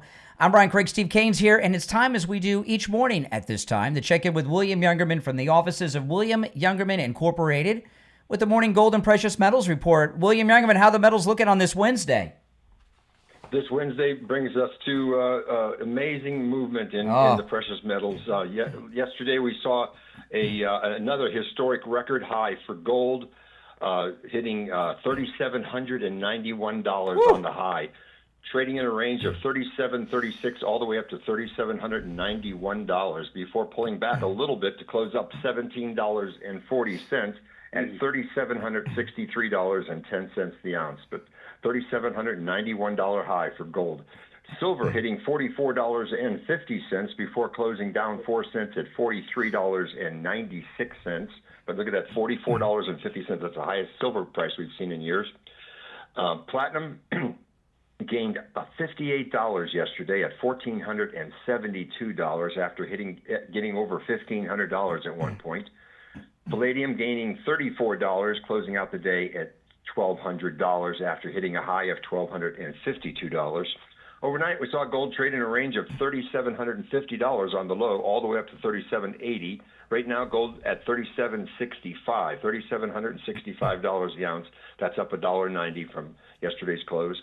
Silver, $44 right now. That's up 4 cents. Platinum up $8 at $1,480, and palladium up $6 at $1,206. So the markets continue to make new highs, and gold is certainly the place to be. Gold and silver. Let me ask, so $50 silver? That's like realistic, right? Gold. That's coming. I mean, we're doing so well. And I'm looking at the gold. I mean, are we going to see 4,000 on gold anytime, William Youngman? I mean, these numbers are crazy. We've hit a new high like 3 days in a row. Yeah, as you remember, we predicted 3,700 earlier on this year, and then for the year-end high, we think that gold could hit a high of $4,000. And what about silver over the next year, 6 months to a year? Silver's our goal for silver this year is around $50, $48 to $50. So if we see $4,000 gold, we'll definitely see $50 silver. Remember when it was $11, Steve? Silver. Well, absolutely. I'll never forget the day. Oh, my goodness. Nor will you. Yeah. All right, listen, William Youngerman opens up at 10 a.m. Stop in, if you can, at his shop in Boca on the first floor of the Bank of America building. immediately east of US 1 Federal Highway on the south side of Palmetto Park Road at 150 East Palmetto Park Road in Boca. Give him a call. He opens up at 10 a.m. Toll free 800-327-5010. 800-327-5010. And online, WilliamYoungerman.com. All right, William Youngerman, we'll talk tomorrow. Okay, have a great day. All right, you too. All right, Steve, you want to take some more calls? Let's do it. All right, let's go. All right. You're on the air. What's your name? Where are you calling from? Bruce from Lake Worth. Good morning, guys. Hey, what's up? Good morning. Morning. Tylenol, I don't know if this is really widely publicized, but Tylenol has become the #1 liver killer, and it has surpassed alcohol. And there is a class action lawsuit that's been going on for a while now against the producers of acetaminophen. Mm-hmm. So these ladies that are downing all this Tylenol, they're just doing major damage to themselves. Well, let me tell people. Let me just recap that real quick, okay? Because this is crazy, Steve. Sure. I talked about this earlier in the show. So they came out with this finding about Tylenol and autism earlier this week, right? And the president was pretty firm about it. They had during pregnancy. During pregnancy, and it wasn't just President Trump and Dr. Oz and Bobby Kennedy. They had 2 other doctors were there, studies from Johns Hopkins and Harvard and all these stuff, the top research. There's a group of women who have been making TikTok videos who are very pregnant, who are downing Tylenol like crazy to defy Trump. And these, I mean, if you're downing Tylenol just to spite Trump in your pregnancy, you got to be an unfit mom. I mean, You're a sick puppy. Yeah, I mean, I couldn't believe it. And they're making these videos and putting them online. I've never seen anything like it. Well, stick around. The best is yet to come. It is. All right, yeah. All right, caller. Is that all you had? Yeah, the reason why I know this is because 20 years ago, I worked with a woman whose husband was a CFO, and he collapsed at a board meeting, and he needed a new liver, and they said it was because of the Tylenol he was taking. Oh, my. So she's the one that told me about the class action lawsuit. Yeah. Yeah. She said that it's going to take so long that she won't see the results of it, but her children might. Okay. It's going to take 50 years. She told All me. right. Well, I appreciate the call. All right, you take care. All right. Let's see. Let me squeeze another call or two in. You're on the air. What's your name? Where are you calling from? Brian from Deerfield. Hey, Brian. Hi, Brian. Hi, Steve. How are you? I gotta tell you, Brian, I'm getting more and more concerned about. I consider this a security lapse that we saw yesterday at the United Nations. No doubt. We're in a place where you know the president's going to be on that escalator at the podium speaking, and the teleprompter doesn't work. I mean, what is this stuff? If this had been a SEAL team on a mission or doing something, anybody who was involved in these lapses, who didn't double check all these things, would have been off the team. We have a large pool of special ops people who are very good at what they do. I think could easily transition into being Secret Service people. Probably an easy transition for them. We've got to get better protection for our president. And this is following Charlie Kirk getting assassinated just a few days ago, and I think the Secret Service is useless. I mean, what we really need is. Well, I mean, but don't you think Trump knows that? Yeah. Well, why isn't he saying so? I can't imagine him letting it go on that way. Steve, no, I'm telling you, he is. I mean, he can't be too. How do you account for his not addressing that in public? He has, and Caroline Leavitt was on Jesse Waters, plenty pissed last night, saying that they're investigating everything that happened yesterday, and they're gonna make sure that justice is done. Yeah, we had this. This is a just missing in Butler, Pennsylvania. The incident at the golf course that you did with your documentary and that. Now, even at the United Nations in our country, following the assassination of Charlie Kirk, we can't even make sure the escalators are working, the teleprompter's working. Listen, people. I know a lot of people think I'm overreacting, but I talk this. See, I didn't realize this when I was younger. When I talk about Dr. Appleton, he's rid me of pain 3 times from my shoulders. All of those are from falls that I've taken. Right. Okay. And these were not big. I didn't fall off the ladder, off the roof. One of them, I tumbled off my skateboard into the grass. When you're older, you hurt, if you're on an escalator and you get that jerk stop. You could fall back. Oh, yeah. And escalator steps are hard metal. They might be steel, and they're sharp. You go back and you hit, and he's got the Kevlar vest on. His suit might be Kevlar lined. So he's got a lot of weight on him on top of Melania and his own body weight going back on sharp metal. That could have been an assassination yesterday. And I'm not kidding. It's not funny. It's scary. Well, did the president have better protection at Charlie Kirk's memorial service than he did at the United Nations? I think he did. I mean, what is this? I mean, this has got to be the number one priority, is to protect the president at all costs. I honestly believe all U.S. funding and support of the United Nations should immediately be frozen until these conspirators are brought to justice. Listen, there was an article. Do you think that's going to happen? Is that going to be the ultimate outcome of this? Caroline Levitt said they're not going to stop until they find who was behind this. Well, you saw the president twice say somebody's in big trouble, and he was leaving. I think he was looking at somebody in the crowd. I'm not sure. And he didn't know about the microphone problems. They had 2 problems with the microphone. He didn't even know about that at the time. Yeah, who's that? The girl on Fox was the one who mentioned that. That's all supposed to be checked out, and this is supposed to be a smooth operation. Like I said, SEAL Team 6 would not put up with these, what do they call them, hiccups? No way. I believe that the Secretary of the War Department should be charged with putting together an elite team to protect the president and the cabinet. Because this is BS. I mean, what happened yesterday. On top of the fact that he was stationary, which also put him at risk. Yes. Yeah.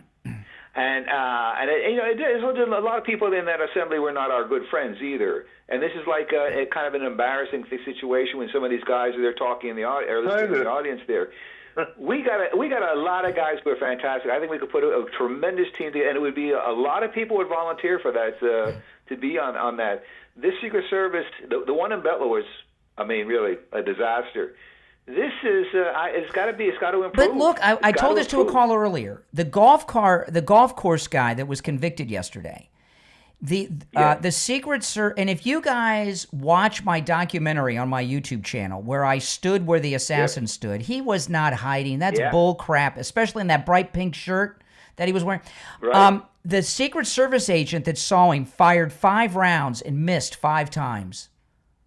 Come on. Who are these guys in the Secret Service? I think they got the guy from Marjorie Stoneman Douglas there on the detail. That resource officer. I mean, who the guy hiding under the staircase? Yeah. Come on. I think we still have an SAS guy, Craig Head. He's very, very good. This guy. I'm not sure if he's still on the team. We got to have our best guys there. SAS? You're talking about the British? The British? Yes. The guy that was in that terrorist attack, and he's rescued like hundreds of people out of the hotel in Mumbai or something like that. He was sensational. I think his name is Craig, a very top-notch SAS guy. We need guys like that, guys that will protect the president at all costs. And you're telling me they can't even check the escalator, can't check the teleprompter, and they're trying to blame our guy. They're trying to blame Trump's staff for the teleprompter and the escalator. Don't believe that. I got a call early this morning from he's seen the video. It was the camera. Really, where's the video? Just like with Charlie Kirk. Charlie Kirk said black people can't fly planes. I've seen the video. Yeah, bullcrap. There's no video of that. That's their new thing. They've seen the video, but you don't see it, right? No, this was even if it was a prank, even if they were just immature liberal pranksters, okay, it still was the president was at risk. And they tried to embarrass him with the teleprompter and the microphone and then potting up. I talked about the other day, the board op we have at the radio station now, Mike. We've had a lot of board ops on this show. He's the only board op we've had since I was the board op.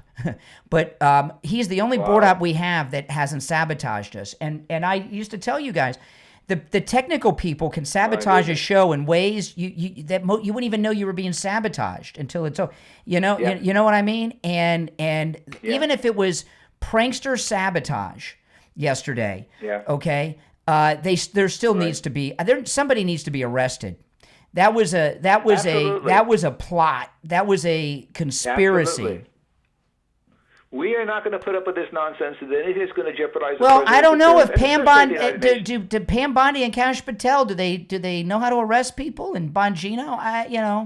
Well, I thought so, but like you said, that thing with the governor of Utah took over the press conference and Kash Patel was marginalized. I said, come on. Yeah, that was really wimpy.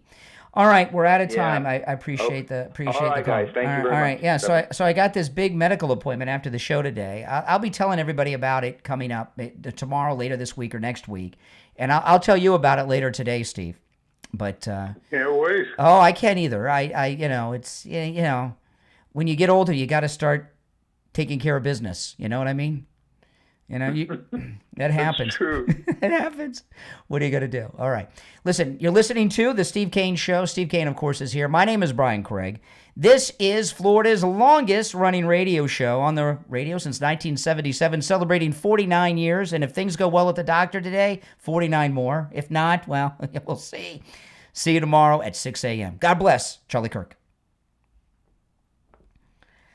All right, guys, I got my appointment I got to go to, so I can't do the extra afterwards. I'm barely going to make it as it is. So thanks, everybody, for tuning in. If you're new, my name's Brian. This is where MAGA comes to talk. Make sure you subscribe. And, guys, please like the video and share the video on your social. If each of you in the chat room right now could get 2 or 3 of your friends to subscribe and follow the program, can you imagine? How big we could have this community. So if you could share on your socials, that'd be great too. All right, guys, take care. I'll see you later.